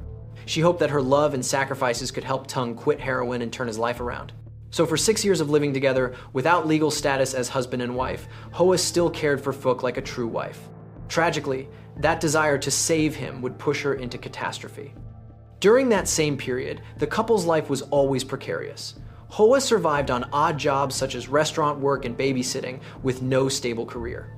Before moving into the abandoned house in St. Albans a few weeks earlier, the two had been drifting from place to place with no fixed address, sometimes staying at shelters, other times in other abandoned buildings. More importantly, before the crime, there were no obvious signs that Phuc would become Hoa killer. In fact, just a few weeks before the murder, she confided to a friend that she felt safe with Phuc because he knew how to protect the person he loved. Looking back now, that confession has become a bitter irony because it was Phuc who took Hoa's life in the most brutal way. Notably, at the time of the murder, Phuc was out on bail awaiting trial in another case that had occurred a few months earlier. In that case, he was accused of possessing a weapon and threatening to kill a man believed to be Huan Thi Hua's ex-boyfriend. According to Hoa's statement at the time, that ex-boyfriend had repeatedly committed depraved acts against her. After learning this, Phuc bought a samurai sword and a fake handgun to go confront the man who had harmed his partner. In a fit of rage, he not only shoved the gun and brandished the sword, but also loudly threatened to burn the man's house down and even deal with the man's niece unless he paid compensation money. The incident ended with Phuc's arrest in early 2017. However, not long after, he was granted bail. Before that case could even go to trial, Phuc now became entangled in an even more horrifying homicide. After identifying the prime suspect as Thien Phuc, Victoria police immediately moved into the arrest phase. A warrant was issued and alerts were circulated widely. At the same time, investigators quickly focused on areas where Phuc might be hiding, from Richmond and Footscray, where large Vietnamese communities live, to homeless encampments and drug dens. In their effort to track down the killer, police also publicly appealed for help from the community. On September 15, 2017, Melbourne police released a statement through the media and social platforms urging anyone with information about Thien Phuc, 49 years old, Vietnamese, about 1.65 meters tall, thin build, often seen wandering around the Richmond area, to contact authorities immediately. Meanwhile, the crime scene team continued analyzing the evidence collected. Fingerprints on the sword's handle matched Phuc records, as he had a prior criminal history. The bloody shoe prints at the scene also matched the shoe size Phuc wore. There were no signs of a third person's presence. Everything pointed to a personal conflict between Thien Phuc and Huan Thi Hoa. In addition, CCTV footage from the neighborhood was retrieved. One camera captured an image on September 7th, close to midnight, of a man leaving the abandoned house in a hurried gait. Bit by bit, the timeline became clear. The victim died on the night of September 7th. In the early hours of the next morning, Phuc appeared at an ATM attempting to withdraw money. Then he immediately vanished from the St. Albans area. Police also located the man Phuc had previously threatened and took his statement. He admitted he had once been in a relationship with Hoa, but denied harming her. He also said Phuc had threatened him with a sword and a fake gun in the past. As for Hoa, he recalled that she seemed very frightened at the time, though he could not tell whether that fear was of Phuc or of someone else. Criminal psychologists were brought in to build a behavioral profile of the suspect. Their assessment suggested Phuc was an impulsive, provoked offender and was likely to stay close to familiar areas, especially places with Vietnamese communities and easy access to illicit drugs.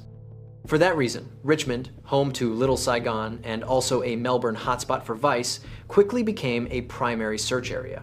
And as predicted, on September 20th, 2017, nearly 2 weeks after the killing, a patrol unit spotted a homeless man sleeping in a yard in Richmond whose features closely matched Thien Phuc. When officers approached, the man startled and ran. After a short chase, the patrol unit successfully restrained him on Church Street. By then, he was exhausted and gasping for air, his clothes filthy after days on the run. Back at the station, his identity was confirmed. Tang Thien Phuc, the man wanted for the killing of Huyen Thi Hoa. The moment he was handcuffed, Phuc nearly collapsed. He kept his head down and stayed silent. During questioning, he initially denied the crime. He claimed he couldn't remember clearly what happened on the night of September 7th, only saying vaguely that there had been an argument and a scuffle with his partner and that he had accidentally caused an incident. He insisted he didn't mean to, arguing that he was high and panicked, which led him to lose control. But faced with undeniable evidence, especially the attempted cash withdrawal shortly after the crime, Phuc was forced to admit what he had done. When investigators showed him a photo of the scene, where Huyen Thi Hoa lay with the sword driven through her head, he finally broke down in tears and said, "It was my fault, I killed her." That confession officially ended the manhunt for the truth. After completing the case file, on September 20th, 2017, police announced they had arrested Phuc in Richmond and formally charged him with murder. The official details about the killer left Australians stunned. No one could believe that such a savage, gang-style act of violence could come from two people who had once been deeply in love. So, what kind of past did Tang Thien Phuc have? Was he a cold-blooded, violent man from the very beginning? The truth is, before becoming the murderer in this shocking case, Tang Thien Phuc had already spent much of his life trapped in hardship and addiction. He was born and raised in a poor family in Vietnam, the eldest of 3 siblings. His childhood was marked by back-breaking labor, working alongside his parents year-round, yet still going hungry. That was why his dream of changing his life took root early. In the early 1980s, when he was just 15, Phuc decided to leave Vietnam alone and head to Australia in search of a new chance. But luck never came. With no education and no family support, he could only take low-paying manual jobs. As life became more unstable, he spiraled into homelessness, drifting and surviving on the streets in a foreign land. After years of struggle, all that remained was an exhausted identity, no home and no future. Frustration and despair dragged Phuc into vice. It may have started with cigarettes and alcohol, but he eventually slipped into stronger drugs like heroin. From then on, his life drifted through hallucinations, violence, and loss of control. Before long, under the influence of drugs, he began accumulating a criminal record. Phuc was on Melbourne police watch lists for petty theft and public disorder. Still, none of his charges were serious enough to keep him imprisoned for a long time. From that point on, Tang Thien Phuc lived on the margins of society. No job, no support, taking odd work when he needed money, and then burning it all on drugs again. His relatives in Vietnam all but lost contact with him, hearing only scattered updates through acquaintances. In 2012, Phuc life took another turn when he met Huyen Thi Hoa. By then he was already in his 40s, still addicted and still drifting. He had been single with no children, so when Hoa appeared, he saw her as the last anchor in his life. He quickly expressed his feelings, promising to love and take care of her and her children. Hoa's friends later recalled that Phuc often acted very sincere, even calling her wife, although they never legally married. Their relationship lasted 6 years. They lived together like husband and wife, but without any legal ties. Still, Phuc nature never truly changed. He remained trapped in addiction despite having a woman who gave him everything. In fact, it's very possible that Phuc was the one who dragged Hoa into a life of constant drifting, moving from place to place with no stable home. To this day, Phuc's true motive remains unclear. Some people speculate that Phuc carried deep shame, poor, addicted, unable to provide for Hoa, and that when she criticized him, he exploded in rage. Another theory is that he was consumed by jealousy over Hoa past, or resentment over the fact that she had been harmed by someone else, and he felt powerless to protect her. In the end, even Phuc could not give a clear reason. In his statement, he only vaguely claimed he was driven mad by the high and my wife's nagging. According to the reconstruction by police, on the evening of September 7th, 2017, Phuc returned to the abandoned house at around 8 p.m., carrying a dose of drugs. Ignoring Hoa's worried eyes, he injected himself and let the high take over his body. Seeing that, Hoa became furious and scolded him for refusing to quit drugs after all this time. Agitated by the effects of the drugs, Phuc felt she was insulting him. His temper flared. He shouted at Hoa to be quiet, but she kept complaining. Losing control, Phuc grabbed a nearby length of metal pipe and rushed at her. The blow was so hard that she fell to the ground. In a frenzy, he kept striking until the victim lay motionless. But it didn't stop there. Phuc then pulled out a samurai sword, propped in the corner, and delivered the final blow. When he realized the woman was dead, he panicked. Leaving behind his lover's blood-soaked body, Phuc hastily grabbed a few items, along with the victim's wallet and bank cards, and fled into the night. The next morning, he tried to withdraw 60 AUD using Hoa ATM card, but failed because he didn't know the PIN. His escape plan quickly collapsed. With no money and nowhere to go, Phuc wandered around Melbourne, drifting like a homeless man for 13 days. After that, he hid in an abandoned garden in Richmond, surviving day to day by begging or rummaging through trash. On September 20th, 2017, while he was sleeping rough in Richmond, police spotted him and arrested him after a brief chase, bringing his desperate run to an end. After his arrest, Tung Thien Phuc was quickly charged with first-degree murder. The case was brought before the Supreme Court of Victoria. At first, Phuc seemed prepared to deny responsibility, but after reviewing the evidence, his lawyer advised him to plead guilty in hopes of receiving some leniency. As a result, the trial focused mainly on sentencing, because the crime was so clear there was no real dispute over whether the accused had committed it. On August 20th, 2018, at the Supreme Court of Victoria, the sentencing hearing took place in front of many of the victims' friends and a number of reporters. In court, prosecutors laid out the full sequence of events, supported by forensic evidence and witness statements. They emphasized the brutality and cruelty of the defendant's actions. The fact that Phuc used 2 different weapons showed his intent to take the victim's life to the very end.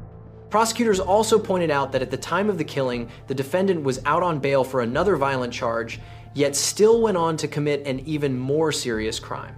This, they argued, showed contempt for the law, and they urged the court to impose a harsh sentence as a deterrent. Phuc's defense lawyer sought a reduced sentence by highlighting the defendant's tragic circumstances: a failed immigrant, living homeless, living with HIV due to drug use, and not fully lucid at the time of the offense. He also stressed that Phuc had pleaded guilty and showed deep remorse, asking the court for mercy so the defendant might have a chance to rebuild his life. In fact, since his arrest, Phuc had cooperated with police, and in custody he was noted as showing remorse. At the hearing, he offered no excuses, only bowed his head in silence as the decision was read. At times, he broke down in tears when the name of his de facto partner, Hoang was mentioned. Notably, the victim's 2 sons also submitted deeply moving victim impact statements to the court. They said that since their mother died, their lives had been completely turned upside down. Small, ordinary moments with her, hearing her voice, sharing a meal together, have now become painful memories that will never return. Their words echoed through the courtroom and brought many people to tears. In the end, after hearing arguments from both sides, Judge Leslie Taylor delivered the sentence on behalf of the court. Tung Thien Phuc was sentenced to 25 years in prison for murder, including a non-parole period of 20 years. This meant Phuc had to serve at least 20 years before being considered for parole. When he heard the verdict, he kept his head down in silence, showing no clear emotion. Perhaps he had already anticipated this outcome. From 2018 to the present, he has remained incarcerated in a prison in the state of Victoria. The earliest Phuc could be considered for parole is 2038, when he will be 70 years old, provided he is still alive by then and has maintained good behavior throughout his sentence. Although the case has ended, its aftermath continued to shock not only the Vietnamese community in Australia, but also the wider public. Australian media referred to the killer as a drug-addicted murderer who attacked with a samurai sword, expressing horror at the sheer brutality of the crime. Meanwhile, the Vietnamese community in Melbourne was devastated, grieving for the tragic fate of Hoang Thi Ho, a woman who had endured far too much suffering in her life. The case also reignited debate over Australia's bail system. Many people asked, how could someone previously arrested on serious charges like Phuc be granted bail, only to go on and commit murder? Had the law been too lenient? This case pushed Australian authorities to consider tightening bail conditions for defendants who show signs of violence. On the afternoon of Saturday, January 12, 2019, The oppressive heat of the Australian summer was suddenly overshadowed by a strange, foul odor coming from an apartment on Eureka Crescent in Saddle-Air. A neighbor noticed the smell and realized that the resident of apartment number 35 had not been seen for several days. At around 3:20 in the afternoon, the neighbor decided to call the police to check, fearing something was wrong. When Liverpool police arrived, they encountered an elderly woman in a state of panic outside the apartment. It was the victim's mother, who had come to visit her son and discovered the horrifying scene inside. Her face was pale, and she was trembling, unable to speak clearly. Sensing something serious, officers called for additional support, including medical personnel. Upon receiving the report of a strong, unusual odor from the apartment, police initially thought it might have been a natural death due to age or illness. However, when authorities forced the door open and entered, even the most experienced officers were momentarily stunned by the scene beyond imagination. The entire apartment was filled with the stench of decomposition, with bodily fluids from the decaying corpse seeping into the floor. Officers had to suppress nausea as they followed a trail of blood leading into the bathroom. Inside the small bathroom, investigators discovered the body of a man in an extremely horrific state. The body was severely decomposed, with parts dismembered. The victim, a middle-aged man, lay collapsed in the bathroom, surrounded by dried bloodstains. Based on initial observations, police determined that he had died several days earlier. Parts of the body had even been brutally cut into pieces. Investigators were horrified to find that the victim's genital area had been severed, and some other body parts showed signs of partial dismemberment. The perpetrator appeared to have dragged the victim into the bathroom before carrying out the mutilation. There were no clear signs of struggle in the living room or bedroom, with all evidence concentrated in the bathroom. This led investigators to believe that the victim may have been attacked suddenly and collapsed quickly, after which the body was dragged into the bathroom. The coldness and brutality reflected in the scene left everyone shaken. That very night, a major investigation task force was established involving the New South Wales Homicide Squad and Liverpool local police, determined to uncover the truth behind this rare and serious case. Inside the apartment, police found several personal belongings of the victim, including clothing, blood-stained sneakers, and notably, a gold wedding ring on the victim's finger. A quick on-site examination revealed that the ring was engraved with the initials G, S, and a date, likely representing the victim's name and wedding date. In addition, in the living room, investigators discovered a mobile phone with a cracked screen hidden behind a sofa. These small clues proved extremely important in identifying the victim, whose body had been severely disfigured. Due to the advanced state of decomposition, identifying the body was extremely difficult. No identification documents or wallet were found at the scene, suggesting that the perpetrator may have taken them to hinder identification. While the forensic team transported the body to the morgue for autopsy and DNA testing, another investigative team focused on indirect clues. The engraved wedding ring and the damaged phone were immediately sent for analysis. From the initials GS on the ring, police speculated that the victim's name might correspond to those initials. At the same time, they examined the phone's recovered data. Surprisingly, the call log showed that on January 8, 2019, 4 days before the body was discovered, the phone had contacted an unknown number saved as KP, and the last known location of the phone was in the Saddle-Air area. These clues began to align with a previously reported missing person case. According to records, on January 10, 2019, the family of a man named Goran Stevanovich, aged 40, residing in the Minto area in southwest Sydney, reported that he had mysteriously disappeared since the evening of January 8th. Goran's ex-wife stated that the last time their children saw him was on January 8th. He had said he was going to meet some friends to discuss business and then lost contact. Goran Stevanovich, the name matching the initials GS, corresponded with the engraving on the wedding ring. Minto is not far from Saddle-Air, and the age of 40 also matched forensic estimates. Immediately, the missing person file was retrieved. Goran Stevanovich, born in 1978, was an Australian of Serbian descent living in Minto with his family. At the age of 40, Goran was the father of 2 young children, a daughter and a son. Friends and relatives described Goran as a gentle and devoted family man. After his first marriage ended, he remained close to his parents and often had his children stay with him on weekends. Before the incident, Goran was working a manual labor job to support himself and help provide for his children. His family also stated that Goran had 2 young children and had never been away for such a long time, which made his disappearance especially concerning. However, a notable detail emerged from his friends. Since 2018, Goran had faced financial difficulties due to job loss and debt. In desperation, he became involved in some questionable dealings to make quick money, possibly related to illicit substances. Police decided to use fingerprint and DNA analysis to confirm the identity. Fingerprint samples from the body, although partially degraded, were compared with Goran Stevanović's passport records. The results showed over a 90% match. To ensure absolute certainty, forensic experts conducted DNA testing using samples from the victim's teeth and bones, comparing them with DNA from Goran's relatives.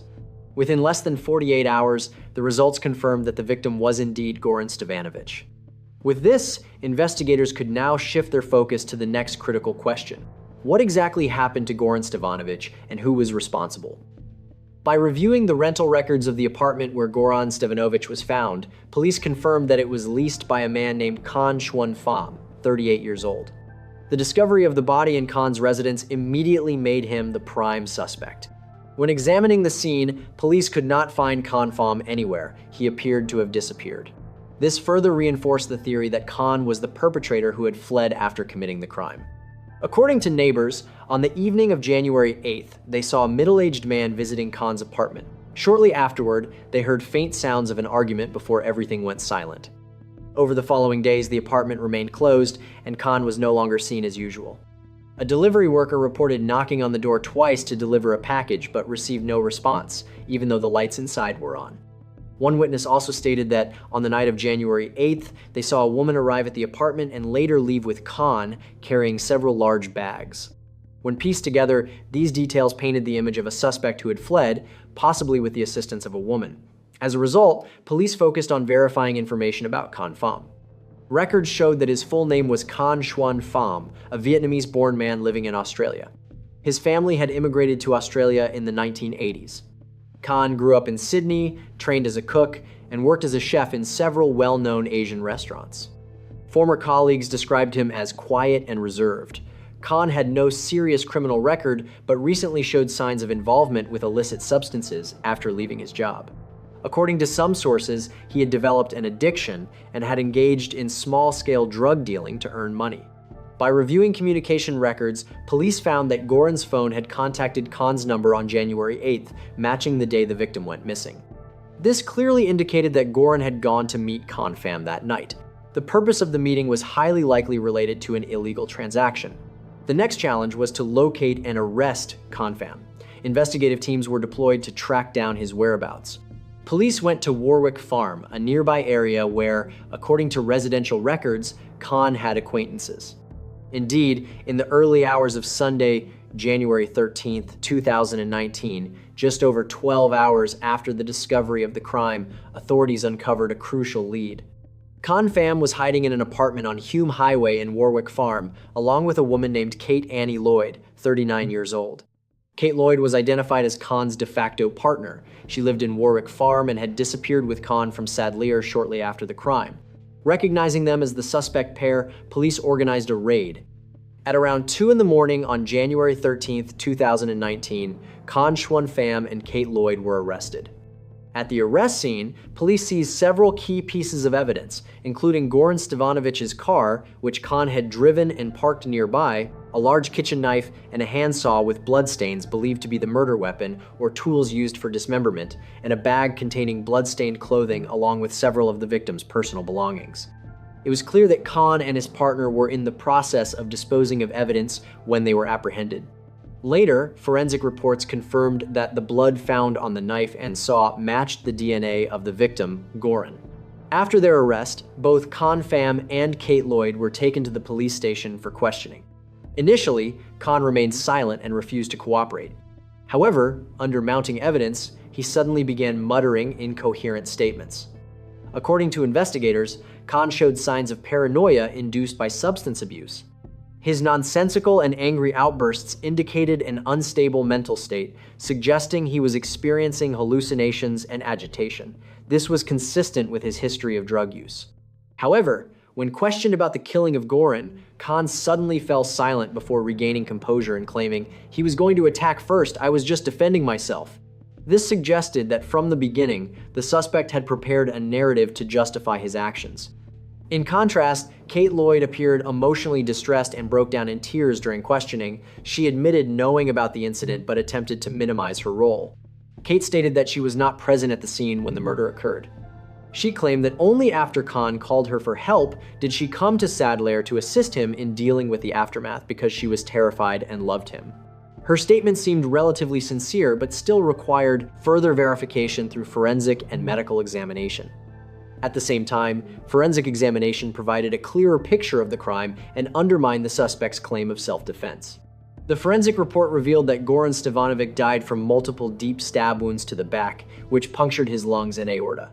Specifically, the victim had been attacked a total of 11 times with a kitchen knife, including 5 fatal wounds to the upper back. The wounds indicated that the attacks came from behind, showing that Goran was ambushed from the rear and had almost no chance to defend himself. The deep and repeated injuries were more consistent with a frenzied assault rather than an act of self-defense. Forensic experts concluded that Goran was likely facing away or bending forward when he was attacked. He may have been preparing to leave or was caught off guard, allowing the perpetrator to strike. Additionally, the act of mutilating the genital area after death appeared to reflect hatred or an intent to humiliate the victim. This raised the question of whether Pham harbored some twisted personal grudge against Goran, or if it was simply the act of someone in a state of uncontrolled delusion. During the investigation, police gradually uncovered the motive behind the crime. Pham consistently claimed that he acted in self-defense, believing that Goran intended to harm him. He even told an implausible story that Goran had brought a weapon and threatened him, forcing him to fight back. However, there was no evidence that Goran had any weapon. On the contrary, the victim was unarmed and attacked from behind. Furthermore, toxicology tests revealed that Pham had illicit substances in his system at the time of his arrest. Psychiatric experts assessed that he was likely experiencing paranoid hallucinations, which led to the violent act. The investigation also clarified the role of Kate Lloyd. Forensic findings and phone data showed that Kate arrived at the scene after Goran had already died. Text messages on Khan's phone from the night of January 8th showed that he called Kate in a panicked state, asking her to bring cleaning supplies. Kate stated that she cleaned some of the blood in the living room, gathered some of the victim's belongings into a bag, and then left Sadler with Khanh that night. They planned to hide for a few days until things calmed down and even considered returning to the apartment to dispose of the body if given the chance. However, the plan was never carried out as the crime was discovered. Persistent investigative efforts from forensic analysis and digital evidence to witness testimonies successfully unraveled and reconstructed what had initially appeared to be a dead-end case. Returning to the afternoon of January 8, 2019, Goran Stevanovic said goodbye to his children after the New Year holiday and drove away from his home in Minto. He carried his phone and wallet, which contained a significant amount of cash. Goran headed to Sadler to meet Pham, as the two had arranged a transaction related to illicit substances. Khanh chose to meet at his apartment in Sadler, partly because it was secluded and partly because he felt safer on his own turf. At around 7 in the evening, Goran arrived, and Khanh opened the door to let him in. This was only the second or third time they had conducted business together, so they were not particularly close. Khanh led Goran into the living room. In the suffocating atmosphere of the enclosed apartment, no one could have imagined that just minutes later, blood would be shed there. In the living room, the exchange initially proceeded normally. Goran wanted to purchase a quantity of illicit substances worth several thousand USD. Khanh presented a package, but the two soon got into a dispute over the price or quality. At that moment, Pham, already under the influence, became irritable and paranoid. He began raising his voice at Goran. As the argument escalated, tension filled the room. Goran, a straightforward man, likely did not anticipate the level of danger Khanh posed. Frustrated, he turned his back to leave when the negotiation broke down, and it was at that exact moment that Khan's violent instincts were triggered. In a psychotic state, Pham suddenly perceived Goran as an enemy, hallucinating that Goran posed a threat to his life. Distorted fears took over his mind, projecting danger onto the man in front of him. Unable to control himself, Khanh quickly stepped into the nearby kitchen and grabbed a kitchen knife. Caught off guard, Goran had no time to react as Khanh lunged forward and attacked him from behind. The victim cried out in pain before collapsing face down onto the floor. In a frenzy, Khanh pinned Goran down and repeatedly stabbed him with all his strength and aggression. Goran struggled desperately, but the attacker was too fast and relentless. In less than a minute, the helpless man lost his life. As Goran lay motionless in a pool of blood, Pham panted heavily, his hands trembling and covered in blood. Suddenly, he realized the gravity of what he had done.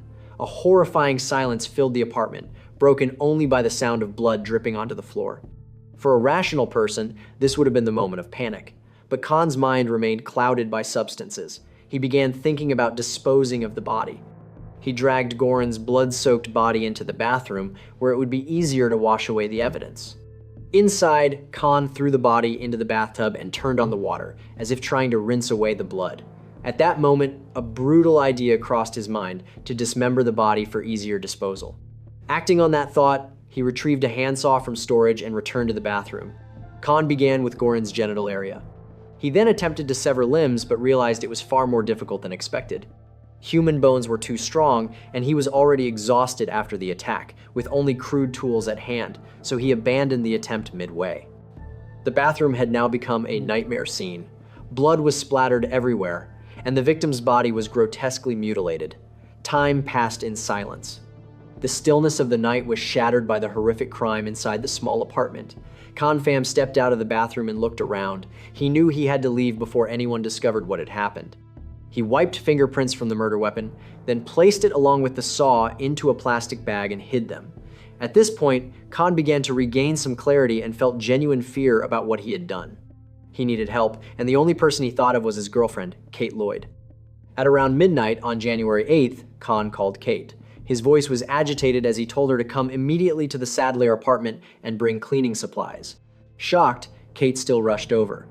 When she entered the apartment, the horrifying scene made her scream in terror, but Khan quickly covered her mouth, trying to calm her down and pleading for her help. Torn between blind love and fear, Kate decided to help her partner conceal the crime. They agreed to clean up briefly and then go into hiding for a few days before returning later to deal with the body. Kate and Khan began erasing evidence. They wiped away blood in the living room and gathered anything that could identify the victim. They cleaned themselves, carefully locked the apartment, and in the early hours of January 9th, they loaded belongings into Goran's car and left. Khan drove Kate to her apartment in Warwick Farm, about 10 kilometers from the crime scene. There, they hid and waited to see how the situation would unfold. 2 days passed, and Goran's body remained in the locked bathroom. The corpse began to decompose rapidly in the humid heat, with the foul odor spreading throughout the hallway. Khan and Kate anxiously followed the news but saw no reports.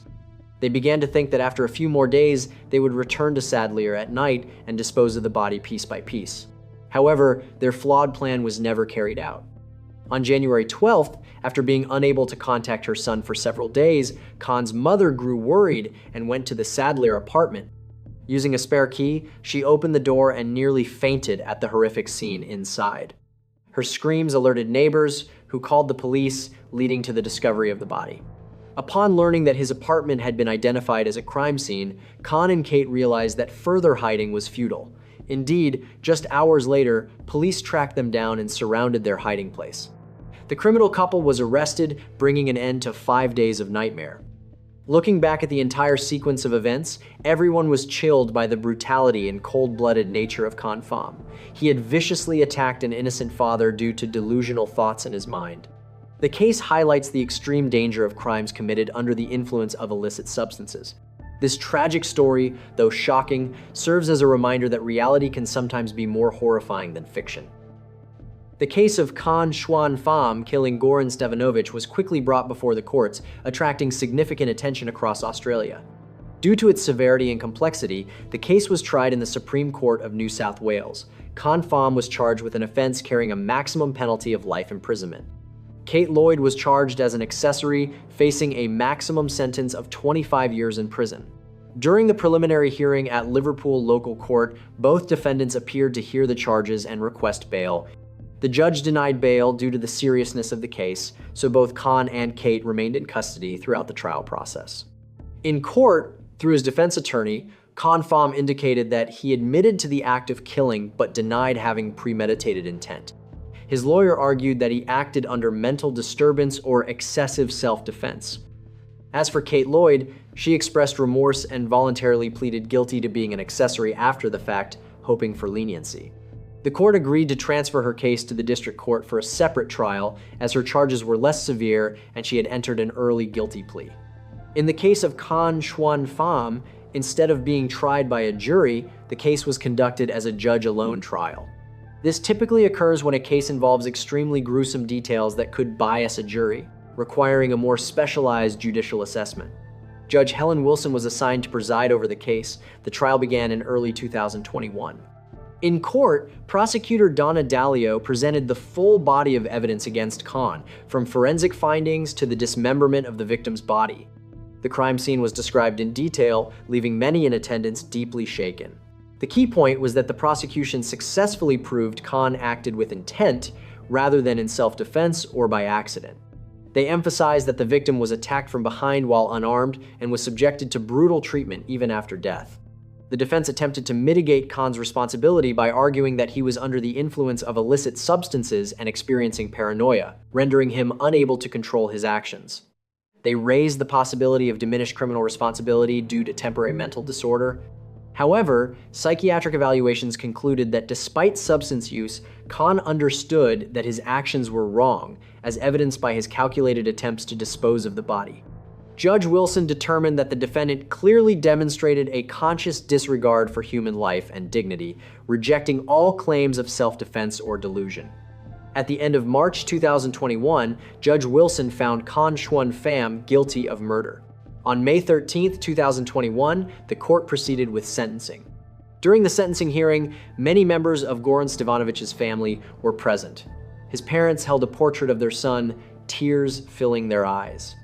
Goran's father, Drago Stevanović, stood before the court and said, "This monster killed my son in such a cruel way.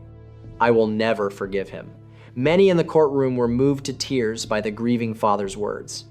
When it was his turn, Khanh Pham bowed his head and quietly offered a few words of apology, but continued to insist that he had not acted intentionally.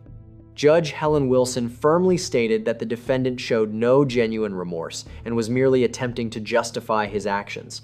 She emphasized the cold and inhumane nature of Khanh Pham's conduct. After considering all factors, the court sentenced Khanh Xuan Pham to 30 years in prison, with a non-parole period of 22 years and 11 months before he would be eligible for parole. This sentence means Khanh will remain incarcerated until at least the year 2041. As for Kate Lloyd, due to her early guilty plea, her case was tried separately in late 2019. She was ultimately sentenced to 5 years in prison as an accessory. This relatively lighter sentence reflected her secondary role after the crime had occurred. In fact, the judge considered Kate partly a victim of circumstances and emotional dependence on Khanh. By 2023, she had completed her sentence. The trial concluded with a severe sentence for the main perpetrator, reflecting the fairness of the Australian justice system. Justice was served for Goran Stevanović and his family, although nothing could truly compensate for their loss. What do you think about this outcome? Do you believe the sentence is appropriate for what Khanh Xuan Pham has done? Share your thoughts with Vietnamese Case Files in the comments below. And if you found today's content engaging, don't forget to like and subscribe to Vietnamese Case Files to follow more compelling stories in the future. Goodbye, and see you next time.